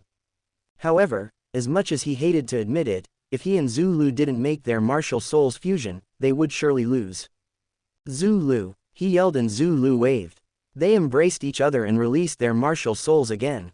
Their bodies began to become illusory and their martial souls merged and formed a huge white tiger with black stripes. His body exuded a powerful aura and looked coldly at Moshier. Moshier watched the entire process with interest. He even used his eye's innate ability to watch the fusion and couldn't help but exclaim in awe. He saw how both martial souls connected and seemed to merge their origins. The process was extremely mysterious and complex. He also noticed how the spiritual power of Dai Waban and Zulu merged and seemed to run a similar but different pattern than when they used their abilities normally. I will remember this and study this change slowly later. Moshier thought and noticed the white tiger crouching, ready to attack him. The tiger leapt towards him and brandished its claw. Anyone else of the same rank as Moshier would be threatened with this attack. However, Moxie didn't even look twice. He grabbed his claw and threw him to the ground. Then he lifted it once more and repeated the same process, smashing the white tiger onto the platform that was now riddled with cracks. With a little more force, Moshier crushed them once more before the white tiger dissipated and Dai Waban and Zulu appeared with disheveled clothes and hair. They coughed up blood several times before passing out. Yan Shao's looked at Moshier and his face twitched. This boy is very similar to Xiao Tao, both are equally violent. But he soon hid his emotions. He was also very surprised that Moshier could solve the infernal white tiger so easily. I still underestimated his strength. He sighed. The referee in the arena then announced, Class 1, Moshier wins. Moshier then descended the arena and saw that Yu Hao's battle was close to over. In the end, Moshier would face Yu Hao's team. The afternoon arrived and the final was about to start. Moshier climbed into the arena and found Yu Hao, Wang Dong and Xiao Xiao who had recovered. He pulled out a sword made of simple spiritual metal and asked the referee to check it out. With her being allowed, Moshier looked at Yu Hao and said, Yu Hao, you better give it your all from the start. I will show you something very interesting. With the referee starting the match, Xiao Xiao summoned her martial soul and used her spiritual ability. A black cauldron appeared and split into three, limiting Moshier's oncoming movements. Moshier smiled and looked at Yu Hao and Wang Dong who released their martial souls and embraced each other. To face Moshier they used their most powerful ability from the start. Their martial souls began to merge under the gaze of Moshier who had already used his innate ability to analyze their fusion. He had no plans to dodge it. He saw the figure of the radiant butterfly goddess disappear and merge with the figure of the spirit eye. An area of 10 meters was surrounded by a golden glow and the pupil of the spirit eye that was once golden turned a bluish purple. Immediately a tricolor laser shot from the eye towards Moshier leaving behind a golden road. Moshier smiled and planted his feet on the ground. He crouched his body a little and made a movement to draw his sword. His sword released a terrible sword intent and a spiritual coercion exhaled from it. The elements of ultimate ice and fire intertwined and began to merge. The ultimate ice and fire merged and created a dark blue flame that alternated between hot and cold temperatures. Moshier usually uses separately his fire and ice elements, but after several years of training, he has finally managed to reach their initial state of fusion. With that alone, its power was completely different from before. The name of this attack was Sword of Destruction. If used with all its power, it could destroy the minds and bodies of its enemies without them feeling anything. It could also be used with elements other than ice and fire, but an adjustment was needed. This was the third skill he understood from the yin-yang sword. Of course, Moshier didn't need to use this move to win the fight, but he wanted to find out what it would be like against a mind attribute attack of a martial soul fusion. Moshier then cut his sword down, and a sword blade flew towards Yu Hao and Wang Dong's attack. Faced with this blade, Yu Hao and Wang Dong's attack was cut in two, with the remnant being frozen and burned. The spiritual coercion of this attack made Yu Hao and Wang Dong feel like their minds were breaking apart. The temperature in their bodies began to alternate between hot and cold, causing them to vomit blood and pass out. However, they were only slightly injured and would recover quickly. Before Wang Dong passed out, Moshier saw a trident mark appear on his forehead. Within Yu Hao's spiritual sea, a gray ball observed everything and seemed to be thinking deeply about something. Xiao Xiao widened her eyes in disbelief at Moshier and found everything unbelievable. She felt like Yu Hao and Wang Dong's attack was powerful enough to threaten most of the Soul Elders, but he easily crushed it. Xiao Xiao finally understood how terrible Moshier could be. I quit, she spoke wistfully. The freshman evaluation winner is Moshier from Class 1.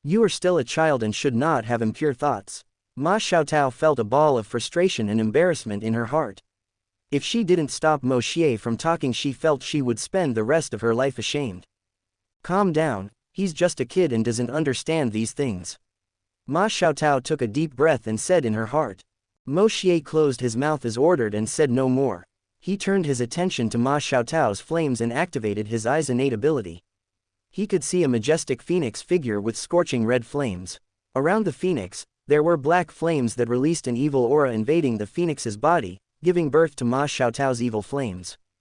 Normally, Moshier couldn't see this, as Ma Xiaotao's rank was much higher than his, but Moshier asked her not to stop his probing into her martial soul.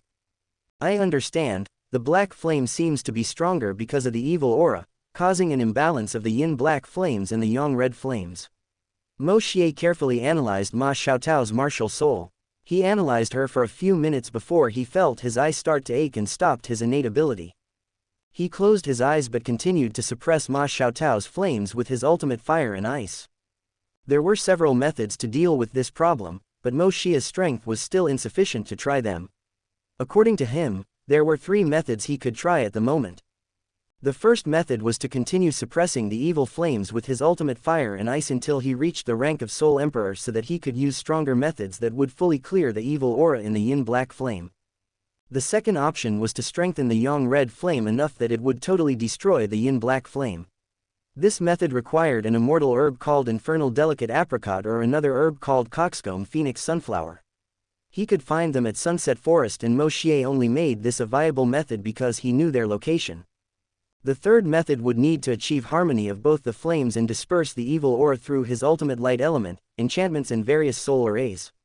He would also need to use his elements of fire, ice and darkness to stabilize both of the flames. However, Moshier would need to be able to produce master-level arrays to their fullest extent, and his spiritual power would need to be at least rank 55. Ma Xiaotao also couldn't have a higher cultivation than a pseudo-soul sage. Through this method, Ma Xiaotao would be able to raise her fire attribute to the ultimate level, as well as gain a new flame with the ultimate level darkness attribute. They could work together to create an even more powerful flame containing both elements, thus increasing Ma Xiaotao's destructive power. It was even possible that her bloodline being strengthened, making her closer to the phoenix of primordial chaos. Moshier pondered for a long time, and decided to keep his thoughts to himself. Although he helped Ma Xiaotao train and suppress her flames, he wasn't very close to her. He only knew a little about her because of the original story, but this was the real world now. If he told her about methods to deal with his problem, he would end up exposing many secrets about his martial souls. He was already betrayed in his past life by the person he loved for not keeping his inventions a secret. He didn't want to experience the taste of betrayal in this life again, so he thought it best to see how things went before making a judgment. Maybe that's why he avoids relating to people. Since Moshier came to Shrek, although he talks to some people, he still keeps some distance from them. Even from his few new friends, he can't help but distance himself. The feeling of being betrayed was still vivid in his heart. Noticing his expression was different from normal, Ma Xiaotao asked with some concern, "Has something happened, Moshier?" Moshier straightened his expression and smiled, "No. I was just lost in thought." Changing the subject, he said, "You should slow down your cultivation a little. I'm not saying to don't cultivate, but if you go too fast, I won't be able to suppress your flames anymore because of the difference in our cultivations." Ma Xiaotao looked at him and seeing that he didn't want to continue that subject asked, "With your cultivation speed it shouldn't be a problem, right? The problem is that your flames will get out of control much faster from rank 70 onwards, and with my current cultivation I will be unable to do anything. So even if you reach rank 70, I suggest you don't get a spirit ring. Wait for my cultivation to reach the rank of a Soul Emperor before you decide to break through." Moshier explained. "But it will still take you several years to reach the rank of a Soul Emperor. I will be left behind by the others like this," Ma Xiaotao said unwell. "Don't think you're going to waste your time. Do you know what happens when a person keeps cultivating and doesn't absorb a spiritual ring?" Moshier asked. "This person continues to absorb spiritual power and make his spiritual power purer and denser. Furthermore, you are able to increase your mental power beyond your level in this state." Moshier did not wait for Ma Xiaotao's response and said, If that happens, you will continue to grow stronger, and when you absorb a spirit ring, your rank will rise to levels much higher than normal. The mental power acquired will also help you to better suppress your evil flames without my help. Ma Xiaotao nodded, but she was still unwell. If you still decide to absorb a spirit ring without waiting for me, then you should prepare yourself to become an evil spirit master. At that point, your flames will be beyond saving and you will lose control of your body to your flames and start killing indiscriminately. Moshier said coldly and felt Ma Xiaotao's body tremble. Looks like she still manages to make the right decisions. Moshier sighed and withdrew his hands from Ma Xiaotao's back. I completely suppressed your flames. If nothing goes wrong, you won't feel any loss of control for the next 10 days even if you cultivate. But if you use your martial soul to fight, that time will be shortened depending on how much you use it. Ma Xiaotao, for the first time, felt free from the restrictions of her flames and couldn't help smiling happily. She couldn't wait to start to cultivate. She looked at Moshier gratefully, but saw that he had already closed his eyes and began to cultivate. She sat a little away from him and also began to cultivate. She would think of ways to thank him later. There was plenty of time for that. Training with Ma Xiaotao, Moshier felt the time pass quickly. Chapter 28 Body Metamorphosis. 8 months passed in the blink of an eye. After students were divided into classes according to their abilities, Moshier was once again appointed as class leader. No one said a word against it, as Moshier was stronger than everyone else in the class. However, because of his training with Ma Xiaotao, Moshier attended classes less and less. With this, Moshier was able to focus even more on his cultivation and improve his strength. During those 8 months, Moshier advanced even further in his spirit tool studies and made it to 4th class. The spirit tool's knowledge in his mind was enormous, so to make sure he learned everything, he reviewed it several times until he got to this result. Moshier would need just a little longer before he could advance and become a 5th class soul engineer. His progress in blacksmithing and arrays had also reached master level and was steadily advancing. His sword domain also improved, but it still has some distance to the great success. Moshier has madly trained his body, spiritual and mental power and finally reached rank 40 during the last month. He had already eaten the soul advance pill, which had shortened the distance a little. His physical and mental power also became more powerful and could match that of a rank 65 soul emperor. Moshier opened his eyes in his training room and smiled slightly. I can finally complete the 2nd level of my cultivation method. Moshier could try this when he reached rank 39, but he thought it would be best to go a little further and accumulate more natural energy.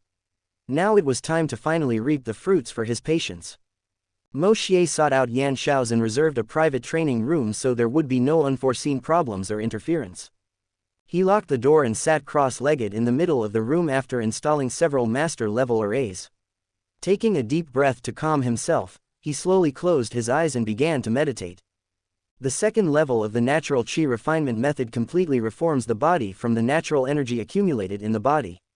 The pain felt in the process is unimaginable and extremely excruciating. Slowly, when Moshier felt it was time, he began using the natural energy in his body to break his bones one by one. He has never felt so much pain in his life. Even the torture he'd gone through in his past life was nothing compared to that. He gritted his teeth and held on as long as he could. This process of breaking and repairing his bones took 4 full hours. With the continual refinement of his bones, Moshier's height began to increase and reached 170 m. He could clearly feel how powerful his bones had become now. However, this was just the beginning. After changing the bones, the next step was the organs. The process of refining the organs had to be done in a very delicate way, so that there would be no deviation and harm to the metamorphosis of his body. Black blood leaked from all of Moshier's openings, staining the floor. 2 more hours passed before all of his organs were completely refined. If anyone looked into Moshier now, they would see that both his bones and his organs looked crystal clear, emitting a green glow with no hint of impurity. They had become much tougher and wouldn't be easily hurt from now on. Only the last step was left. Moshier should completely refine his veins, meridians and blood. Calmly but surely, Moshier used the natural energy in his body to complete his body's metamorphosis. This was the most dangerous stage. One mistake in his meridians and veins would become useless, and his bloodline would be wasted, making him unable to cultivate again. Moshier has perfectly controlled the natural energy, directing it through his veins and meridians and blood, refining and strengthening them. He felt a sharp pain in his meridians and veins every moment. His blood began to boil and exit his body, enveloping him in a cocoon of red blood. The red color of this cocoon was opaque at first, but as time passed, it began to glow more and more.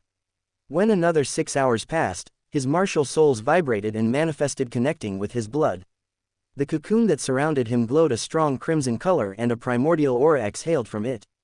If Moshier hadn't set up multiple master-level arrays, the entire inner courtyard would have felt this aura. However, some powerful figures in the academy felt the power contained in this aura. The power was so much that it made these figures feel terrified. In front of Moshier's training room, Zan Lao, Yan Shao's and several other elders from the Sea God's Pavilion arrived. "What a powerful bloodline," Yan Shao said with a solemn expression. He felt his martial soul trembling. "Shao's, who is in this room?" Zan Lao asked hastily. "It's Moshier. He came to me this morning to reserve a private training room for him." Yan Shao's replied. He couldn't believe this feeling of suppression came from a 12-year-old child. Zan Zi and the elders who arrived exclaimed in surprise and disbelief. "What's that brat doing in there?" Zan Zi asked once more. He said he was going to go into seclusion for a few days, but he didn't say what he would be doing. Yan Shao's replied in a dubious tone. Zan Zi was about to enter the room when a voice came from his side. "Do not disturb this child. He is in the middle of his cultivation and cannot be disturbed." Seeing Mu N's spiritual clone arriving, all the elders bowed to him in greeting. "Mu Lao, what is this brat doing?" Zan Zi questioned. "He is using a technique to strengthen his martial soul bloodline. Don't worry about it and go back to what you were doing." Mu N replied. "This matter must also be kept secret and must not be spread to other people. Do you understand?" Mu N said in a serious tone.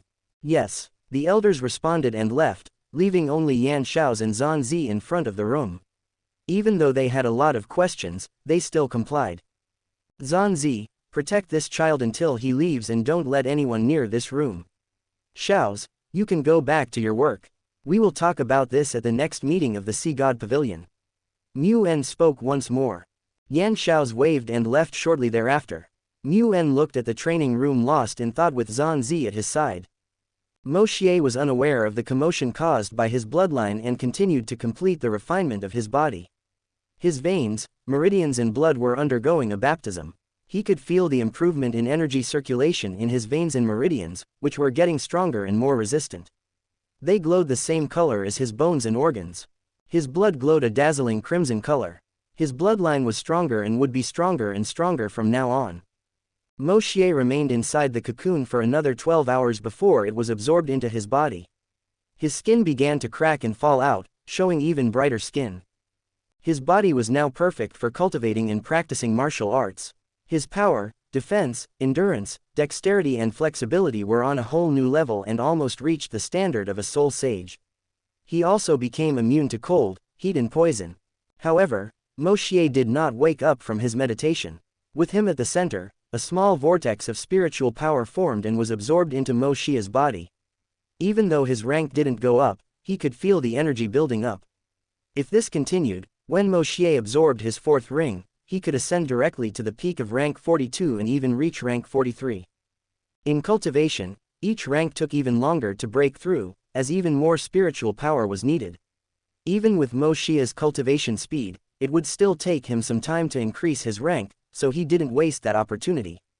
As he absorbed this vortex of spiritual power, Moshier saw Old Du's image appearing in his spiritual sea along with some information. The Old Du image began to speak. "If you are listening to this message, it means that you have completed the second level of the natural chi refinement and strengthened your bloodline. As your ancestor, I couldn't be happier to see that you, my heir, are progressing correctly. However, there is a limit to how much your bloodline can be strengthened just by cultivating normally in the techniques I gave you. So, before my last soul fragment died, I asked one of my descendants to help you with this problem. The information I left in this message will take you to where my descendant is. Remember not to take anyone with you when you go meet him." Old Du's image formed a gentle smile before saying once more, "I hope you've been well all these years. Remember to have more confidence in yourself and in your relationships. Don't let the scars of your past stop you from moving forward in this life." His image was slowly fading away as well as the vortex in Moshier's body. Moshier slowly opened his glowing purple eyes and a warm feeling flooded his heart. Old Du, even though Moshier hadn't spent more than a few moments with Old Du, he could still feel all the care he gave him. Perhaps the only family Moshier had in this life was Old Du. Moshier sighed softly and ran through the information in his mind. His next stop was then decided for the next month. Chapter 29 Meeting Shu Ling. It took Moshier another 2 days to fully stabilize his advancement in his cultivation method. By the time he left, Xianxia was sitting in a nearby tree drinking wine from his gourd while holding a chicken leg in his other hand. "Brat, you finally decided to leave. Do you know how long I've been waiting for you?" Xianxia pretended to be annoyed. Moshier recognized him with just a look, but since they had never met he pretended not to know him. "Sorry for making you wait. May I know the name of this elder?" Moshier bowed slightly in respect and asked. "Just call me Elder Zan." Xianxia smiled and said, "You brat, the commotion you made here was pretty big. I noticed that there are some formations installed that isolated most of the commotion. Even though I was the one who left you a recommendation for the academy, it never crossed my mind that you'd be a bigger freak than I thought." Moshier was surprised to learn that it was Xianxia who left him the letter of recommendation, but when he thought his advance had alerted some powerful figures he couldn't help but be wary. "Elder Zan." Xianxia understood what he was worried about and said, "Don't worry about it. What happened here will be kept secret by the academy. It will be a way to protect you against threats from outside. People who felt the commotion were already warned not to interfere in this matter." Moshier sighed in relief. Since the academy valued talent, she wouldn't make any moves against him, but if the information got out, the problem would become huge. Shrek may be the best academy on the continent, but it still has some powerful enemies that wouldn't support its existence. Xianxia then started talking to him enthusiastically. "You have 2 martial souls, a mind-type body martial soul and a martial soul with the ultimate fire and ice element. Their lineage even made my martial soul shudder with fear. Care to explain what happened?" Xianxia was very curious to know about Moshier's martial soul. Moshier hesitated for a moment before replying, "My martial souls are called Mystic Eyes and Mystic Heavenly Wolf. The commotion was caused by a technique that allows me to improve the lineage I received from them." Xianxia nodded in understanding. He also noticed that Moshier didn't want to talk too much about his martial souls, so he didn't delve into it any further. "It's a good thing you used this technique at the academy. If you were outside it could bring some dangers to you," Xianxia commented before continuing. "You must have already consolidated your spiritual power at rank 40, right?" "Yes, I will start to prepare to leave the academy and look for my 4th spiritual ring soon," Moshier replied. Xianxia nodded before asking, "Need me to help you find a suitable spirit beast for you?" This suggestion was made by Mu-En to Xianxia. However, it would all depend on Moshier's will. Moshier shook his head. "It is not necessary. Last time I went to Stardow Forest I found a spirit beast that suits me, but I hadn't reached rank 40 at the time. I know where she is, and it won't be a problem to kill it with my current strength. It won't take long, and I can get back in time for the class advancement exam." Moshier really didn't want anyone to follow him on this trip because of Old Du's instructions. "Okay, be careful and remember to keep your safety a priority," Xianxia sighed and advised. He talked some more with Moshier before leaving. Moshier began storing various clothes, food, arrays, and spirit tools in his storage that would help with the trip. It took him a whole day to prepare before saying goodbye to Xiaohei and leaving. Moshier had already arranged accommodation for Xiaohei in the inner courtyard with Xianxia's approval. Xiaohei has grown a lot during his time at the academy. He was now over 1 meter and his cultivation was approaching a 1,000-year-old spiritual beast. The speed of his growth was frightening compared to other spirit beasts. After leaving Shrek City and traveling a few kilometers away, Moshier equipped a spirit tool shaped like a pair of wings and flew in the sky. This pair of wings was a 4th-class spirit tool that he himself manufactured during his study in the spirit tools department. Normally, flying-type spirit tools like Moshier's wings would be at least 5th class and their consumption would be very high with a lower performance. Especially considering that the Academy's knowledge of spirit tools in the 3 empires was much worse than that of the Sun and Moon Empire. However, Moshier had memories of much more advanced technologies left behind by Old Du, allowing him to create more advanced spirit tools at an even better cost-performance ratio. His pair of wings allowed Moshier to fly for a full 6 hours before his spiritual power ran out. It also had 2 sealed spirit power bottles attached, which could replace Moshier's spirit power consumption for 3 hours before it needed to store more spirit power. Therefore, Moshier could fly a full 9 hours before the bottles and his spiritual power ran out. Of course, Moshier has not yet announced this technology to the Spirit Tools department. It was a very advanced technology that could raise a lot of suspicion. No one would believe that a 12-year-old brat could successfully research these projects that even 8th-class soul engineers had failed to complete. The speed of his flight was extremely fast. It didn't take more than 4 hours for Moshier to reach the outskirts of Stardow Forest. The academy was very close to the forest, but students were forced to take a different path to go to the forest because of fear of creating a wave of spiritual beasts. Moshier landed and stored his wings. He recovered for a while before heading north into the forest. According to the information in his mind, Moshier was supposed to find a waterfall north of his position. The waterfall was near a valley in the inner area of the forest and there were some arrays that only he could sense with his bloodline. To avoid trouble, Moshier called his spirit rings and activated his illusion ability. Moshier noticed that his rings seemed to have gotten stronger after strengthening his bloodline. His first ring now glowed a dark purple color with some black patterns on it and his black rings got even brighter. Moshier's figure became invisible and he began to run through the forest, hiding his breath and presence. Unless there is a very strong spiritual beast or someone with very keen senses, it would be impossible for Moshier to be discovered. It took 10 full days for Moshier to find the right place. When Moshier reached the waterfall, he could feel some arrays that resonated with his bloodline in a cave behind the waterfall. He calmly crossed the barrier and felt the elements of space stir. A bright light blinded him for a moment and when his eyes adjusted, he found himself in an entirely different place.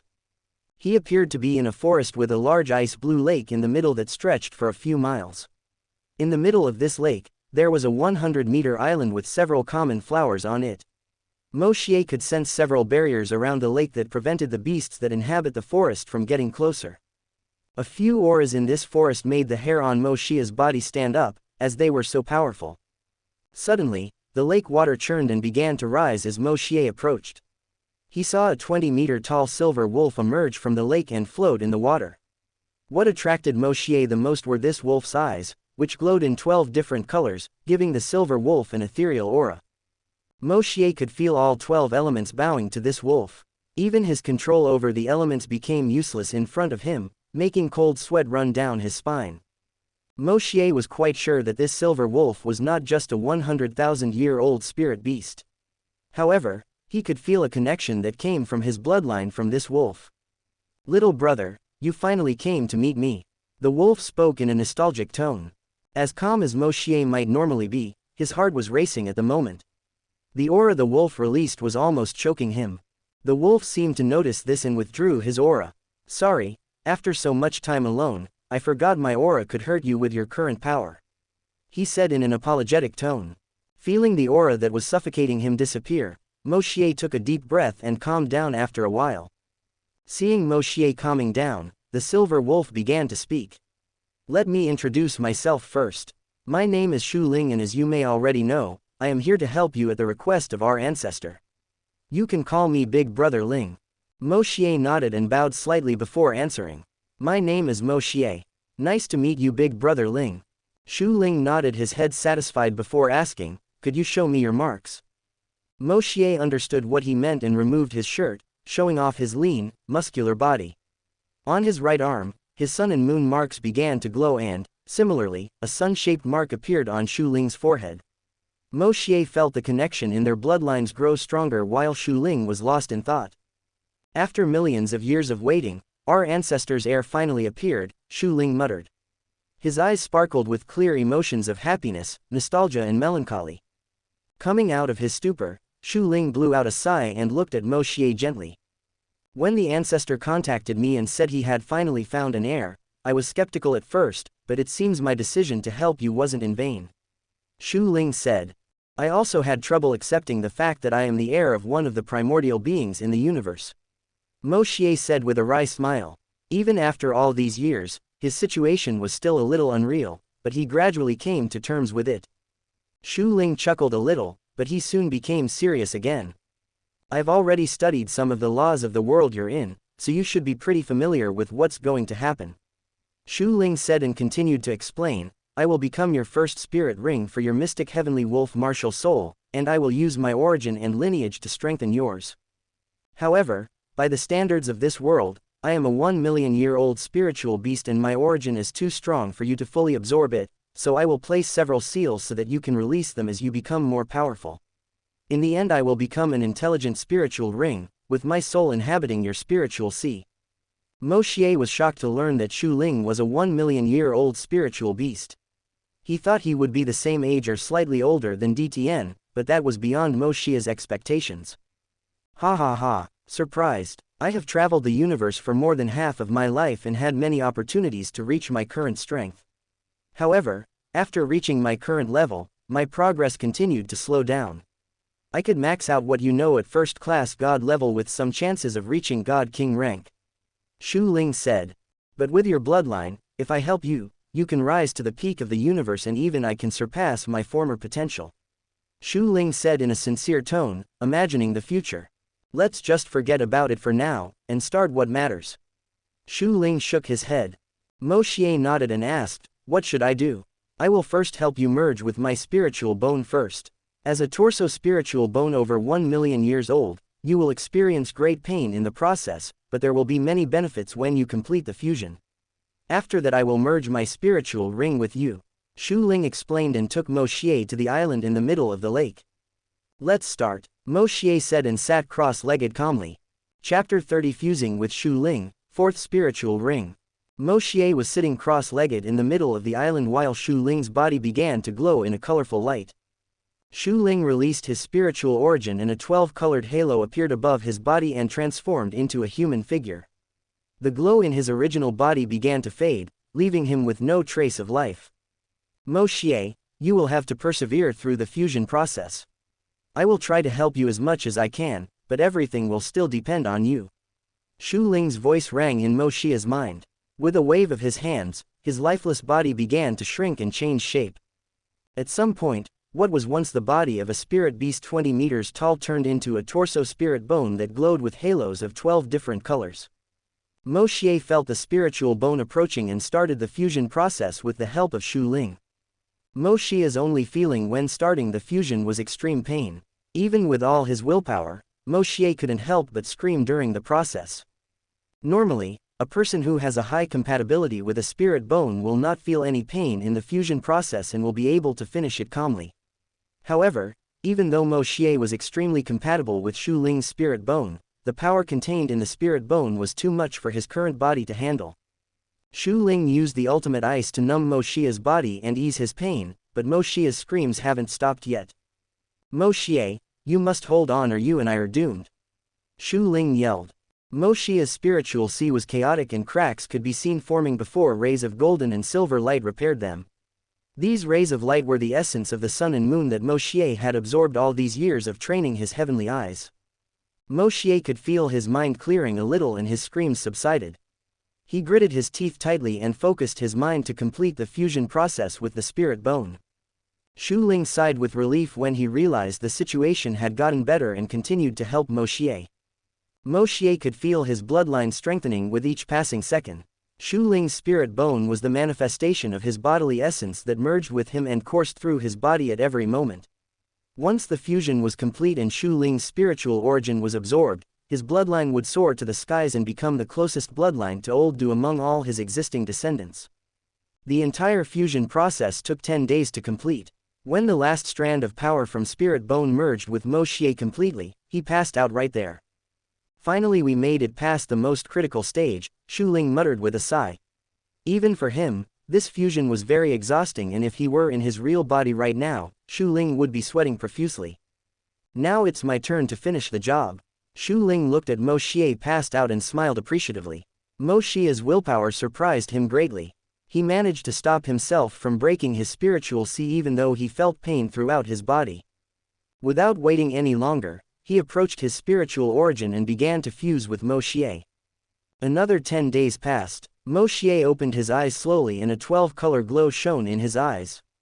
His body began to float 5 meters in the air when all the elements in the area began to gather around him and a domain of 100 meters appeared with Moshier at the center. This was his mystic heavenly wolf's heavenly domain. The sun and moon marks on his right arm glowed brightly as a primordial aura began to exude from his body. This aura was even more intense than before when it was released during his body's metamorphosis. Slowly, a 12-colored ring with various patterns emerged from his feet, his hands grew wolf's claws, and silver hair began to appear on his arms. His aura could be felt by all the spirit beasts in the forest and they hid in fear. Moshier's body dropped to the ground and his domain and aura retracted.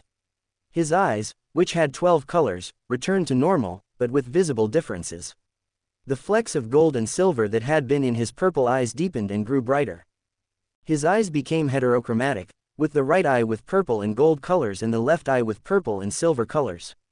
If it weren't for his mystic eye's martial soul, his eyes would be completely gold and silver. Moshier clenched his fists, feeling the strength running through his body. He couldn't help but smile in satisfaction. His physique reached the standard of a soul sage after fusing with the spirit bone, and there was one thing that left him even more enchanted. His heavenly eyes had finally reached the 3rd level. He could see everything in his field of vision down to the smallest detail. He could feel that his memory had become perfect and could see even farther. Moshier condensed his spiritual and mental power and a hologram of his body appeared in front of him. My mental power can finally affect reality. Is this the material inconcrete stage? Moshier muttered. A voice came from her mind. This really is the metaphysical realm. Elder brother Ling, how are you after the fusion? Moshier asked. There's nothing wrong with me. I just need to rest for a few days in your spiritual sea and everything will be fine. Shu Ling replied and continued, Moshier, you must know how important the metaphysical realm is to you. The metaphysical realm is a realm that 99% of spiritual masters with mental attributes will never reach in their lifetime. At the moment you can create the form of your mind power, but the substance is still lacking. You must continue to train your mental power so that both form and substance can be created. When your mental power reaches the material concrete stage, no one in this world will be your match. Even in our bloodline, there are many descendants with the mental talent who haven't reached that realm after so long, but you still did at such a young age. Shu Ling excitedly explained. He really wanted to share this with some of his friends and see their incredulous expressions.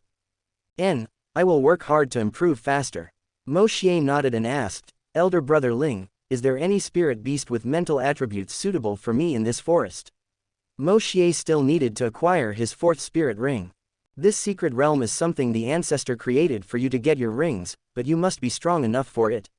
All spirit beasts in the forest are over 100,000 years old and there are some close to 1 million years old as well. Shu Ling said in his mind. What, are there spirit beasts close to 1 million years old here? Moshier yelled in surprise. Yes, but you are still not strong enough to defeat them. Before you came, I found a 50,000-year-old spirit beast for you and placed it in an array formation inside the lake. With your current physique it shouldn't be a problem absorbing his spirit ring, but you'll have some problems killing it even if it's trapped inside the formation. Shu Ling said. What abilities does this spirit beast have? Moshier asked as he approached the lake. It's a secret, Shu Ling said with a playful voice in his mind. But I think you will love it. He continued. Moshier sighed helplessly and jumped into the water, swimming towards the formation with Shu Ling's instructions. When he reached the bottom of the lake, he saw a spirit beast resembling a basilisk wrapped around a large rock. This basilisk was 30 meters long with black scales and golden eyes. He had pointed horns on his head and a pair of dragon wings on his body and was looking at Moshier with a deadly glare. When Moshier looked into his golden eyes, he could feel a mental power trying to take control of his mind. Moshier used his mental power to fight the invasion of his mind and erected several defenses. The basilisk roared in fury, feeling its attack fail, and the water at the bottom of the lake stirred with its roar. Moshier looked at the basilisk with bright eyes. Mind control, it's a mind control skill. Mo exclaimed excitedly.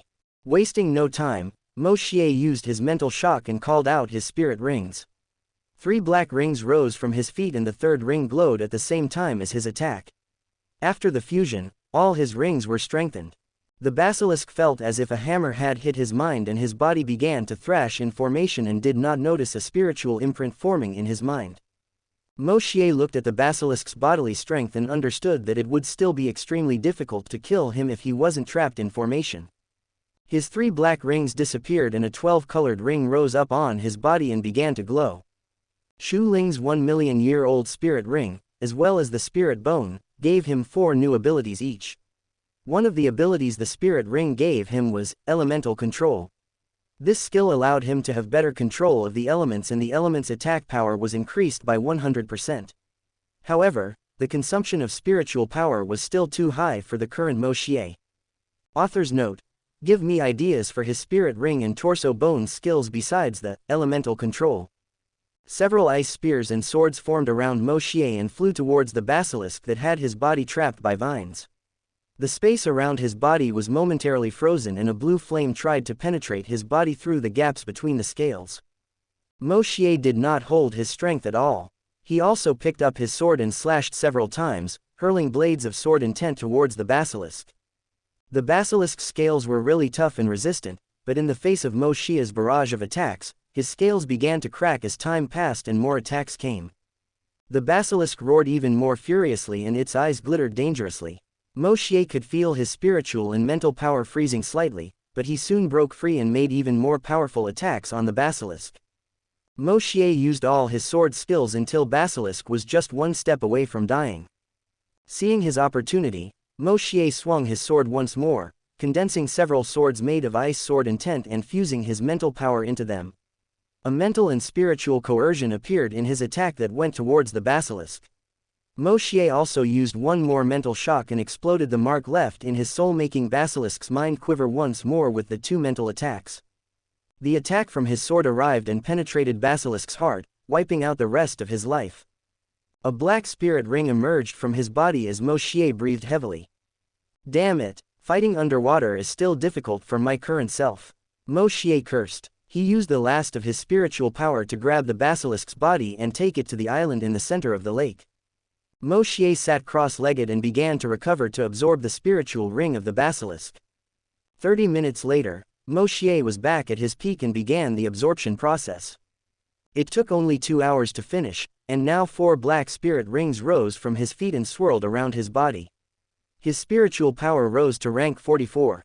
The basilisk's body began to fade and a pair of black scaled wings came out of Moshier's scapula, releasing a black glow. Moshier looked at this pair of wings and exclaimed excitedly, "Your luck is really good." Shu Ling's envious voice came from his mind. Moshier just smiled smugly. On this trip, in addition to getting a 1,000,000-year-old spiritual ring and bone and strengthening his lineage, he also got his 4th spiritual ring and 1 more external spirit bone. He was in a very good mood. It's time to go back, Moshier muttered and looked at the forest. Chapter 31: Inventory and Analysis of the Spirit Rings. Moshier left the secret realm through a space array in a secret passage on the island. Since no one but him could get into it, Moshier didn't have too many worries. Moshier ran through the forest towards the exit while making an inventory of his new abilities. The spiritual abilities that Shu Ling's spirit ring gave him were Elemental Sovereign, Elemental Storm, Heavenly Wolf Claws, and one more ability that seemed to be sealed. Even Shu Ling didn't know why and said it might have something to do with old Du's lineage. His spiritual torso bone also gave him 4 other abilities, namely, Elemental True Body, Elemental Absorption, Heavenly Wolf Wrath and Heavenly Wolf Armor. Author's note: please see the auxiliary chapter of MC Status. I put the description of all these abilities there and I'm too lazy to write them again as I don't want to do a simple copy and paste. His new abilities range from support, defense, attack, control, etc. Moshier was extremely pleased with them and couldn't wait to use them, however he suppressed that emotion in his heart. His mystic Heavenly Wolf martial soul is very powerful, and needs training to suppress its aura. Otherwise, there will be a commotion every time he uses it. It took Moshier less than 2 days to leave Stardew Forest.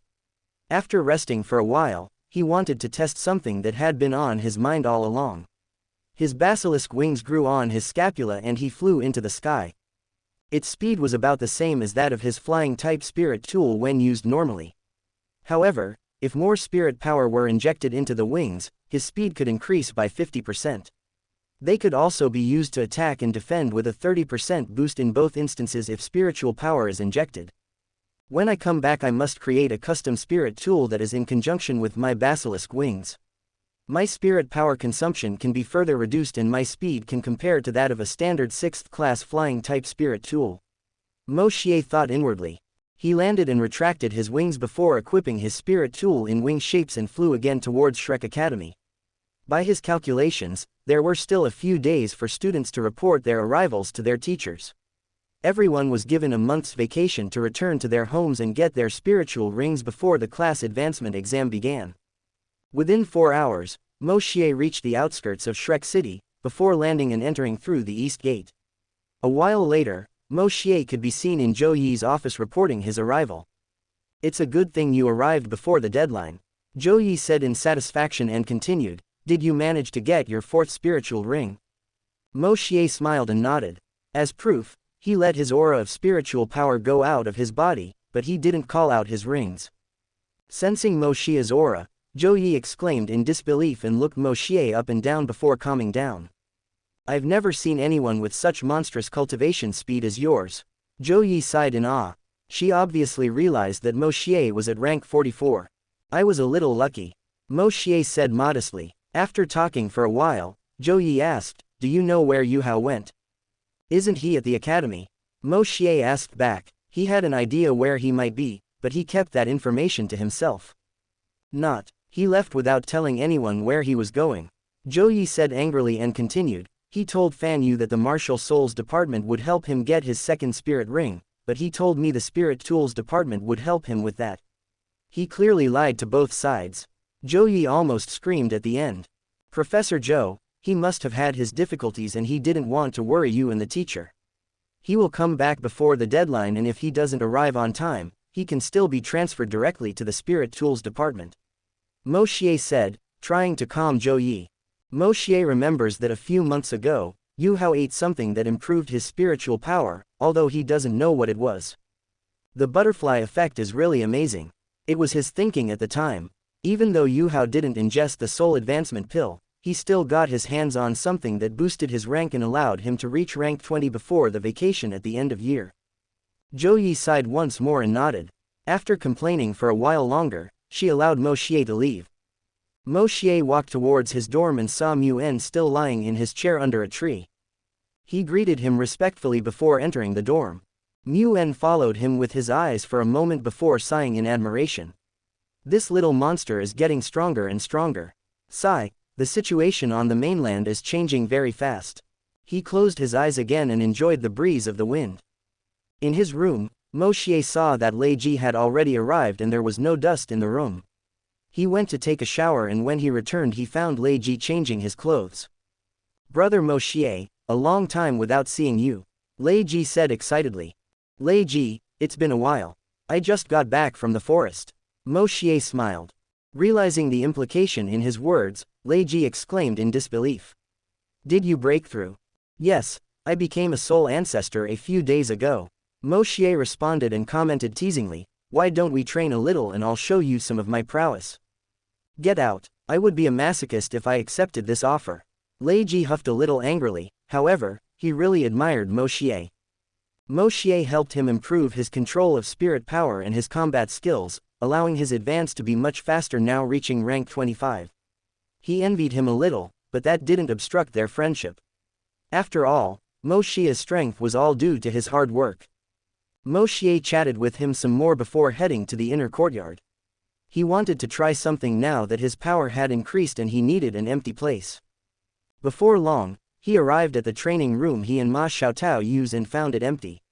According to the schedule, Ma Xiaotao wasn't supposed to come at the moment, which made it perfect for Moshier. 4 black rings rose from his feet. The first ring stopped in front of him and Moshier used his innate ability. Now that his mental power had taken a qualitative leap and increased to the level of a soul sage, Moshier could finally do things he couldn't do before. Arrays that were once obscure to Moshier began to reveal themselves little by little. Moshier used his perfect memory to remember each of them as he carefully analyzed them. The arrays written to his first spirit ring were very similar to the illusion arrays in his memory. However, because its use of illusion was more comprehensive, it was a little more complex than normal illusion arrays, but Moshier still managed to figure it out. The difficulty was in the soul arrays in the spirit ring. He sorted them out in his mind and analyzed them one by one until he found what they represented. Gradually, comparing them to the arrays in his memory, Moshier discovered what each of them did. There were a total of 3 soul arrays, one of them being the soul binding array, which allowed to make a connection between the spirit ring and Moshier, providing a path for spirit power to activate the illusion array in the ring. The second soul array was called soul crystallization array. This array would give form and substance to the soul's energy by crystallizing it into a metaphysical core that acted as a soul core in the spiritual ring, causing its energy not to dissipate after establishing a connection with a spiritual master through the soul binding array. However, the energy in the core created by this array could not increase by normal means, requiring a catalyst like the power of a bloodline. The third array was called soul fusion array. This array allowed the metaphysical core with crystallized soul energy to merge with the spiritual master. It was this fusion that created the spiritual master's spiritual power increase when the spirit ring was absorbed by his martial soul. Moshier deduced that depending on the martial soul that absorbed the ring, the use of the array containing the skill would be different, but he couldn't verify that now. Perhaps if he could see the process of absorbing someone else's spirit ring, that hypothesis could be verified. There was also one more array connected to the illusion arrays and the soul arrays. It was a storage array, but unlike the spatial and spiritual storage array, this array allowed to store arrays within it at a larger scale. The spirit ring is too small to fit all arrays, so the storage array used the ideas of spatial storage arrays and soul arrays to extend the relative space of the spirit ring so that all arrays could be created. These are the most important arrays in the spirit ring, but there are also other arrays that link them to Moshier body and some others minor arrays. I don't know who determined the laws of this world, but that person was a genius for thinking about it. Moshier sighed in awe. Moshier also analyzed his other spirit rings, and the results were more or less the same. Only the difference in the arrays related to their abilities and the power contained in the metaphysical core were different. With this I'm closer to merging with the life gold knife, Moshier muttered. When the time comes, he would ask Shuing to help him with the fusion to acquire his third eye. I must still study spiritual rings of other attributes and discover the difference with arrays of mental attributes. Moshier thought inwardly and smiled when he remembered that there was a perfect guinea pig in his dorm. Chapter 32 Research Results, an Intimate Moment. Over the next few days, Moshier studied the inner structure of various spirit rings. Under the guise of stabilizing his strength, Moshier battled several senior students and analyzed their spirit rings during the fight. There were several new array types that Moshier discovered during the process. There were transformation arrays and some bloodline-related arrays for those with beast-type martial souls, as well as potency arrays that were commonly found in almost all martial souls, raising stats, attack potency, elemental control, etc.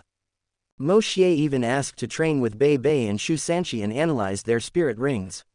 Because of this, Moshier discovered a few more secrets. A person's martial soul can also alter the original arrays of a spirit beast spirit ring. According to his hypothesis, the superior lineage of a martial soul has abilities of its own that need a medium to manifest. So when a spirit ring is absorbed, the martial soul uses the ring arrays as a base and alters the internal structure to suit the bloodline ability. Moshier found some similar cases during his research, and after asking the origin of the spirit ring he was almost able to confirm his idea. After sharing his ideas with Shuing, he got a little more information, as Shuing had studied some of the laws of this world. From what Shuing said, the laws of this world are ordered in such a way that several arrays are interconnected, creating an extremely complex gigantic array that connects the spirit beast's rings and the human's martial souls. There should be thousands if not millions of arrays covering this entire plane. He had only understood a little bit and used that understanding to become Moshier's spirit ring. But he confirmed that his idea of creating a unique spirit ring was possible, but it needed some adjustments. The first adjustment was in the condensation of the metaphysical core into the spirit ring. It should be made so that all attributes could be absorbed, and the second was to increase the relative space inside the ring.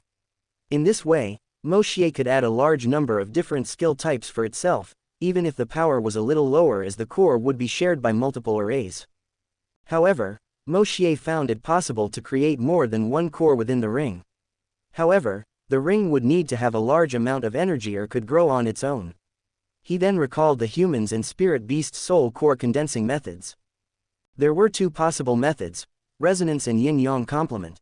The ring's core was very similar to the resonance method, with the exception that it could not grow unless there was a catalyst, as the entire essence of the spirit beast's soul condensed into it. However, if the yin-yang complement method is used, it will be possible for the ring to grow along with it, constantly absorbing the spiritual power of heaven and earth. If he were able to create at least 2 cores with this method during the creation of the spirit ring and connect to the storage array, the relative space within the ring could continue to grow indefinitely and store more and more abilities. This was an idea that even Shu Ling found insane, but it was completely possible in theory. If Moshier could really implement this idea, he could alter the arrays of his current spirit rings, modifying their cores so that they too could grow with him. Moshier compiled all of his ideas in process on paper and stored them in his storage ring.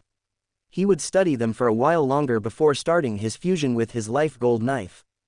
Moshier was now training with Ma Xiaotao. He brandished his sword, slashing at various angles and releasing several blades of sword intent.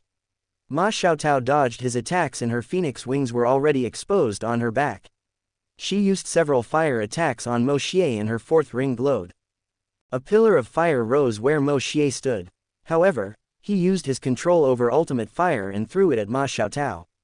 She was almost dodging when Moshier used his mental shock and left her trapped in place, holding her head in pain.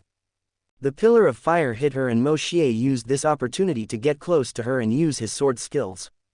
Ma Xiaotao recovered a little, and when she noticed Moshier approaching, her 5th ring glowed and a red golden phoenix with a meter in wingspan appeared and ran towards Moshier. Moshier felt the power of the attack and knew he couldn't redirect that attack. He lowered his center of gravity and used his strongest sword skill currently. A blue flame that alternated between hot and cold temperatures appeared along with a powerful sword intent and spiritual coercion. This was his sword of destruction. Both attacks collided and exploded at the same time. The remnants of Ma Xiaotao's attack hit him and sent him back several meters and he coughed up some blood. Ma Xiaotao, on the other hand, felt her mind go blank and couldn't gather her thoughts when the rest of Moshier's attack hit her. Her flames disappeared and she fell to the ground before waking up. Both of them breathed heavily, feeling their spiritual power drained. The fight ended in a draw. Moshier knew that both he and Ma Xiaotao still didn't do their best, as this was just training and not a fight to the death. If they fought it all out, the outcome would still be unknown, but Moshier thought they would both end up suffering a loss if that happened, with him suffering more. Even with a spiritual power much purer than his peers and his body and mental power reaching the standard of a soul sage, it was still difficult for him to jump over 2 great realms and fight other geniuses like Ma Xiaotao. Ma Xiaotao was 1 step away from rank 70 and she was able to fight spiritual masters above her level. Her spirit abilities were also very powerful and her martial soul was of a superior lineage. If it weren't for her being easy on him, Moshier didn't think it would be possible to fight her until the wear and tear like now. If she gave it her all from the start, Moshier would certainly suffer and his chances of losing would be over 60% even if he used all his abilities, as he would tire faster even with a higher recovery factor due to the metamorphosis of his body. Huff, huff, I still can't beat you, Moshier said, panting heavily. He fell to the ground exhausted and struggled to regain his energy. Ma Xiaotao was a little better and after taking a few deep breaths, she adjusted her posture and approached Moshier. You still need a few years to defeat this big sister, Ma Xiaotao said teasingly and continued looking at him, but I must say that your height has increased a lot since the last time we met. She was still a little taller than Moshier, but in a few years, he would be much bigger than her. People could confuse him with a 16 to 17-year-old adolescent. Author's note: if anyone knows Ma Xiaotao's exact height, please put it in the comments. I tried searching the canon but couldn't find it. I may have gone through the information, so I'm not sure it was said explicitly. I will change this later if Ma Xiaotao's height is less than 170 m. Moshier noticed that Ma Xiaotao's sweat on her body made her clothes tighten even more on her voluptuous body, outlining her slender figure. He was a little stunned at the sight and Ma Xiaotao noticed his expression. How was it? Is my figure good? Ma Xiaotao asked teasingly. She ended up getting into the habit of teasing Moshier after spending nearly a year training with him. Cough cough. Moshier coughed, realizing his mistake, and looked away, making Ma Xiaotao laugh at his action. She used her spiritual power and wiped the sweat from her body and clothes before turning her attention to Moshier. Author's note: put some sad music from here. Hey, can I ask you a personal question? Ma Xiaotao asked with a hint of curiosity. Moshier, having already regained some of his energy, said calmly, "What is it?" "I've wanted to ask you this for a long time, but why do you try so hard to distance yourself from people?" She looked directly into his eyes as she spoke. Moshier couldn't maintain contact and looked away from her. He was silent for a long time, before Ma Xiaotao's voice came out again. "Do you know, when I first met you there seemed to be a barrier around you that kept people away even when they tried to befriend you. Even after spending so much time training with me, and even after teasing each other from time to time, I still feel this barrier around you." She spoke and reached out to touch Moshier's face, making him dodge reflexively. "See, aside from the contact when you suppress my martial soul or when we fight, you never let me touch you. The only time was when you kept your guard down when I hugged you before your freshman assessment." She spoke with a hint of sadness, as if accusing him of being too cold. Moshier bit his lip hard and didn't dare look her in the eye. After spending so much time with Ma Xiaotao he developed a good impression of her. Even though his current age was that of a 12-year-old, his mind was still that of a young adult, so it was impossible not to have other thoughts. However, he couldn't tell her he was scared.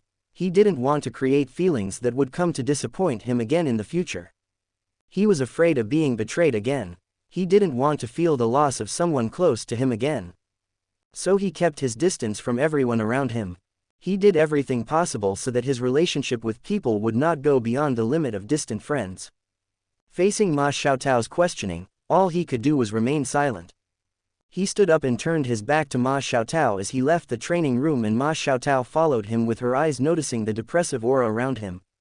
It was already night and the moon and the stars could not be found in the sky. Only a black sky could be seen in his vision.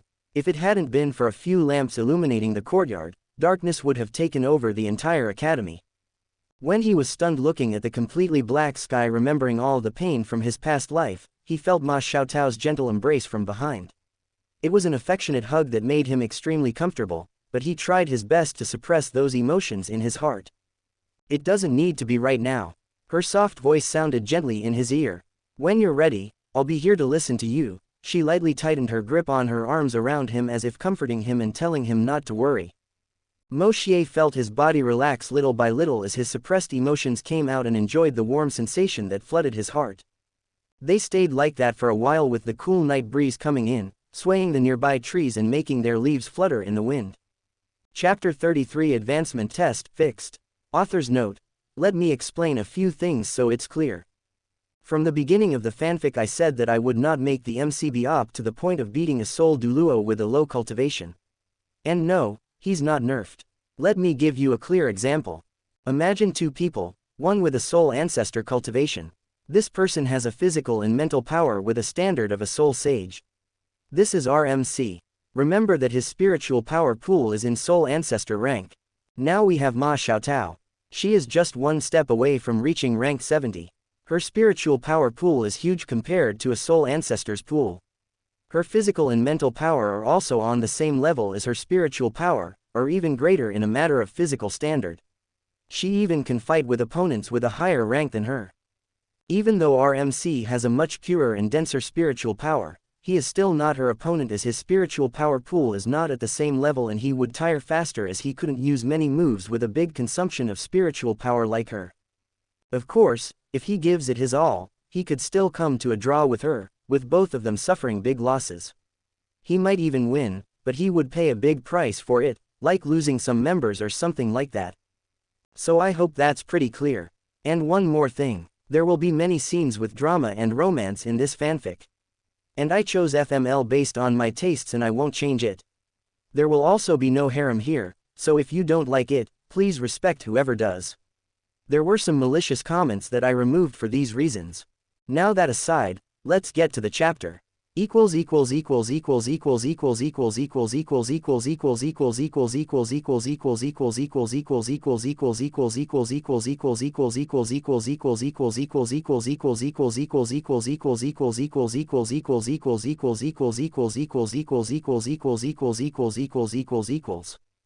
Class 1 students listened to Zhou Yi and Wang Yan explain how the advancement test would be done for first-year students to move to second year. For students of the ASO, Control, Defense and Agility system, a battle against a spirit beast would be held in the beast dueling arena and students who achieved a grade greater than 60 points would receive a pass. Every student in the room listened carefully to Zhou Yi's explanation. Everyone except Moshier, who was staring dazedly at the window at the back of the room. He has been in that state since last night because of what happened between him and Ma Xiaotao. Bam! Suddenly a loud sound from his desk startled him. Moshier turned his head and saw Zhou Yi looking at him with a cold, piercing look and his classmates looking at him with pity in their eyes. Student Moshier, you seem to think it's not necessary to pay attention in my class. Zhou Yi said with a sarcastic tone. Teacher Zhou, it's a misunderstanding. I was just lost in my thoughts. Moshier said hastily. Then why don't you share your thoughts with the rest of the class, so we know what's so interesting that you skip my class? Moshier didn't dare open his mouth. He knew that Zhou Yi wasn't really angry, and was just worried that he would become arrogant because of his increase in strength and get hurt during the test for not heeding her advice. This is a warning to all of you. Don't be arrogant and heed my advice, as this arrogance could hurt you during your test. Zhou Yi said loudly to the class and went back to her desk in front of the class. I'm saved, Moshier sighed in relief. The class went smoothly after that until Class 2 teacher Mu Jin arrived with 2 other teachers from the education department. The reason was Yu Hao's delay in reporting his arrival, breaking school rules. Because of this, Yu Hao's identity as a central disciple of the Spirit Tools department was revealed. Fan Yu also appeared with Director Du, once again confirming his new identity as a disciple of Fan Yu, and his second-class Soul Engineer badge was shown, leaving everyone in the room awestruck except for Moshier, Zhou Yi, and Wang Dong. Moshier didn't know if Yu Hao was swept away by some gamble during the freshman evaluation or some benefits the Spirit Tools Department Dean Qian Duo offered to Yan Xiao's. Soon, it was time for the advancement test and the first-year students arrived at the beast dueling arena. The arena was in an oval building with a diameter of 190 meters and 60 meters high, capable of accommodating up to 10,000 spectators. Zhou Yi was beside Moshier, Yu Hao and Wang Dong who were leading Class 1, and Mu Jin was beside Dai Waban who led Class 2 students. Although Dai Waban did not come into conflict with Yu Hao during the freshman evaluation, he used to question Zhou Yi's way of teaching after the class reorganization, causing Zhou Yi to kick him out of her class. As a result, he developed hatred for the students Zhou Yi treated well, such as Moshier, Yu Hao, and Wang Dong. He focused his hatred especially on Yu Hao and Wang Dong, as he knew he was no match for Moshier. He even made a bet with Yu Hao as in the original story, with the score of each being the way to compare the winner, and whoever lost would have to bow to the winner. With just one look, Moshier felt the ultimate ice in Yu Hao, even though it was weaker than his. This confirmed that he had fused with the Ice Empress.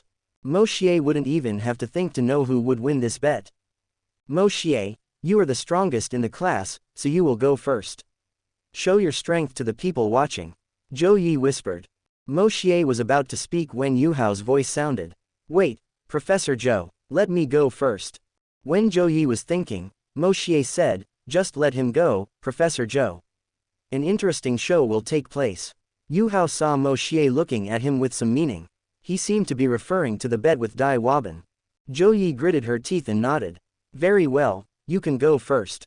Yu Hao walked with long strides and soon arrived at the center of the arena.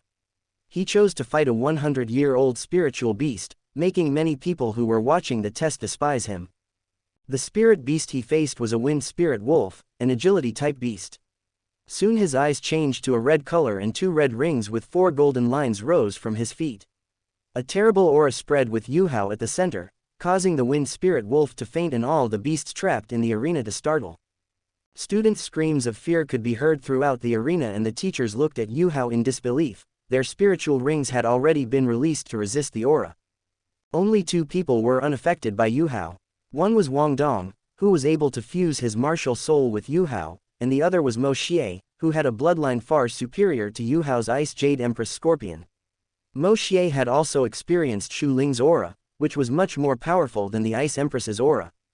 When everything calmed down, the test ended up being postponed for 2 days because of Yu Hao, and he ended up being taken by Du Weilan.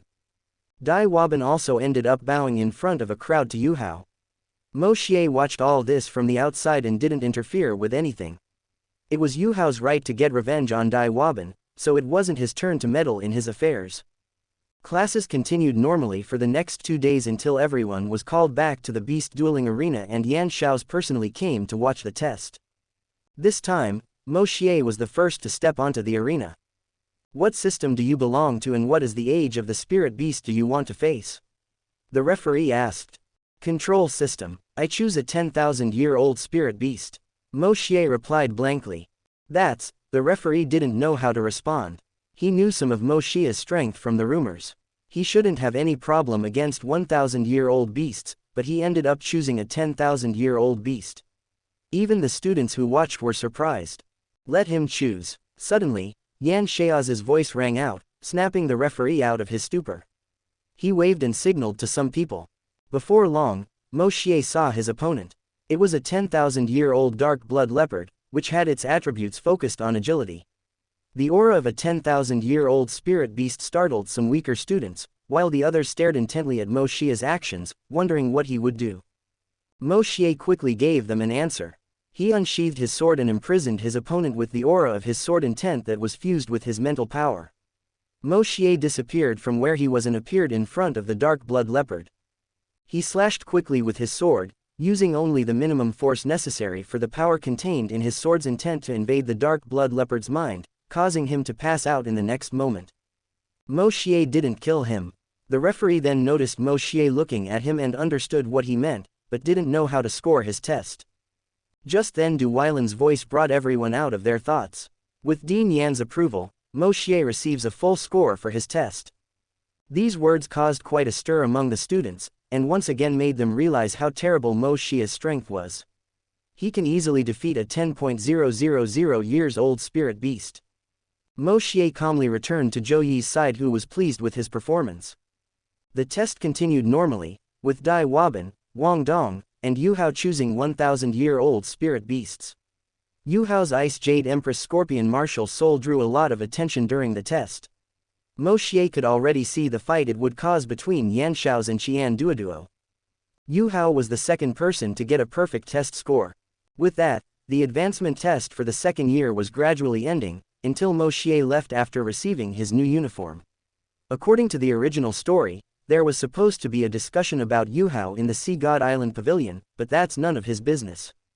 Little did Moshier know that he would also be one of the subjects discussed. There was also an advancement test for the Spirit Tools department. However, Moshier did not participate for obvious reasons. A 12-year-old 4th-class soul engineer was a very big freak and word of it could get out, so Fan Yu didn't allow him to participate. The night soon arrived and the treasure appreciation auction was about to begin. Chapter 34 1 verses 6. A few hours before the treasure appreciation auction. In the Sea God Island Pavilion, several important figures, who make decisions at the academy, were seated around a large table as they discussed about Huo Yu Hao. The discussion had already reached its climax when Mu En's voice came from the main seat. The purpose of our academy is to train monsters, not normal people. Since that's the case, why not let this child study in both departments? He continued speaking a few more words until everyone unanimously agreed with his suggestion. Just then, Yan Xiao's asked, Elder Mu, what do you think we should do with the boy Moshier? The level of his talent has never been seen on the mainland before, surpassing even the ancestors like Tang San. Wouldn't it be a waste not to have anyone to teach him? His words caught the attention of all the elders present. Moshier's talent was certainly terrifying and could be of great benefit to the academy if well nurtured. But the question itself was who could teach him. With his progression rate and his combat skills, most of them weren't confident they could teach him correctly. So the decision was left to Mu En. In fact, Mu En thought for a while before answering. This child, he paused for a moment, as if gathering his thoughts, and continued. He is special. I'm not talking about his cultivation or his superior abilities, but his bloodline. He sighed, remembering the day Moshier completed his body metamorphosis. As much as he tried to hide it, his martial soul comes from a bloodline that never appeared on the mainland. Even the bloodline of my martial soul shuddered in fear as it touched the aura of his martial soul. The elders who heard him revealed expressions of surprise and disbelief. It was known that Mu En had the light holy dragon martial soul, a martial soul that was descended from the dragon god. If even his martial soul trembled in fear, then how terrible was Moshier's martial soul? That thought scared them as well as excited them. However,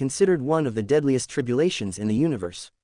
The price of this crystal could not be considered in gold, but as no one knew about it, Moshier bought it at a bargain.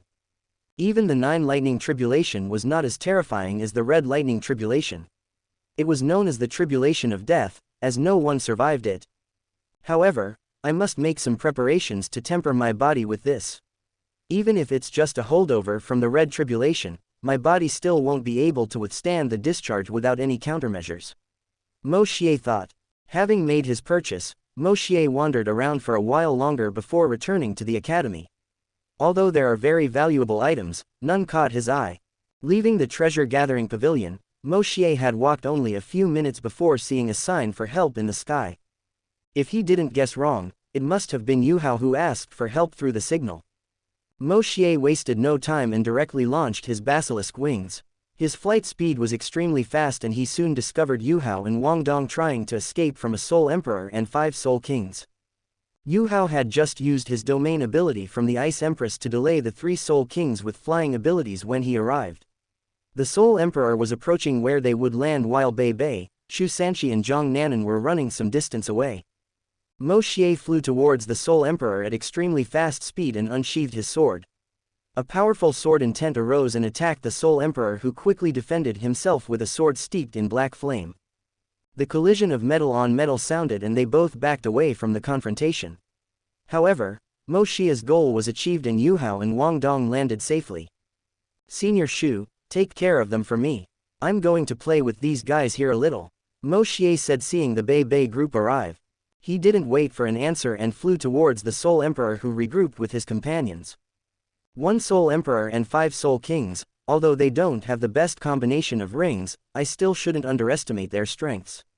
Finishing his thought, with him at the center, a gray, ice blue, and scarlet red gold tricolor domain stretched out for a radius of 70 meters.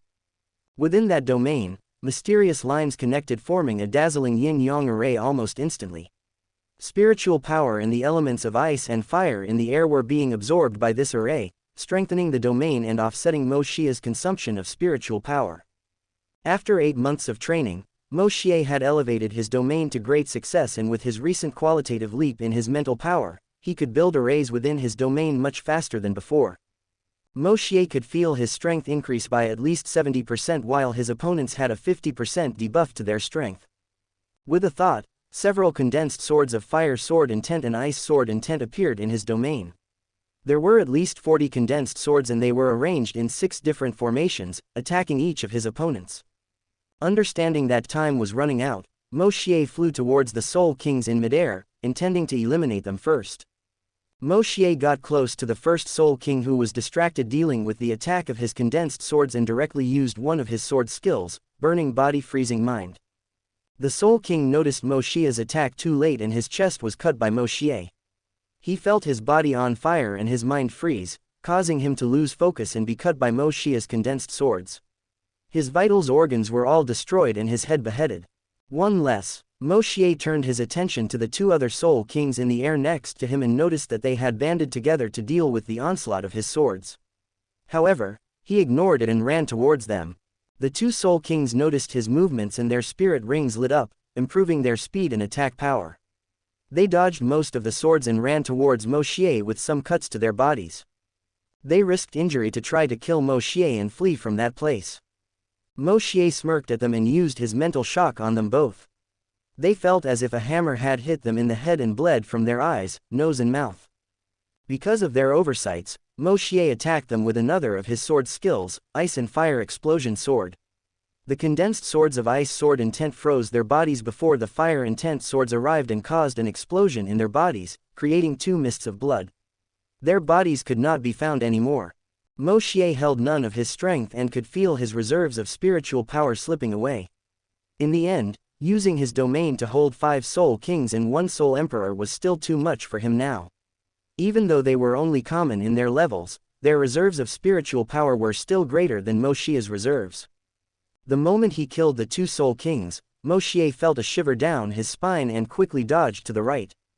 The Soul Emperor had thrown off his swords along with the 2 remaining Soul Kings and attempted a sneak attack on him. Even in the air, his fight was relatively close to the ground, so even without the ability to fly, his attack still caught up with him. Seeing his last opponents with only a few superficial cuts, Moshier immediately thought about ending the fight quickly. If she lingered, he would be on the losing side. I didn't want to use my spirit rings, but it looks like I don't have a choice. Moshier wanted to see how far he could go with his sword skills alone. Raising his speed to maximum speed, Moshier threw himself towards the Soul Emperor. His opponent seemed to be in a hurry to find an opportunity and run away, so he used his sixth spirit ring, the only 10,000-year-old ability he had. His companions also activated their spirit abilities to face Moshier. However, Moshier smirked.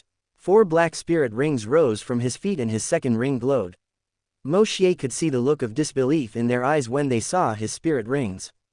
Instantly, his opponent's abilities were cancelled, leaving them in panic. Moshier also used his third spirit ability and marked their souls as he condensed more swords into his domain and attacked them. They tried to defend themselves as much as possible from the swords and once again tried to use their spirit abilities. However, the mark on their souls exploded in the next moment, making them scream in pain and bleed from every hole in their heads. This was Moshier's third spirit ability, Spirit Cancellation. Seizing the opportunity, Moshier slashed diagonally with his sword, using his most powerful sword skill, Sword of Destruction. An intense ice blue flame and spiritual coercion manifested in his sword imbued with sword intent and rushed towards the Soul Emperor and his companions.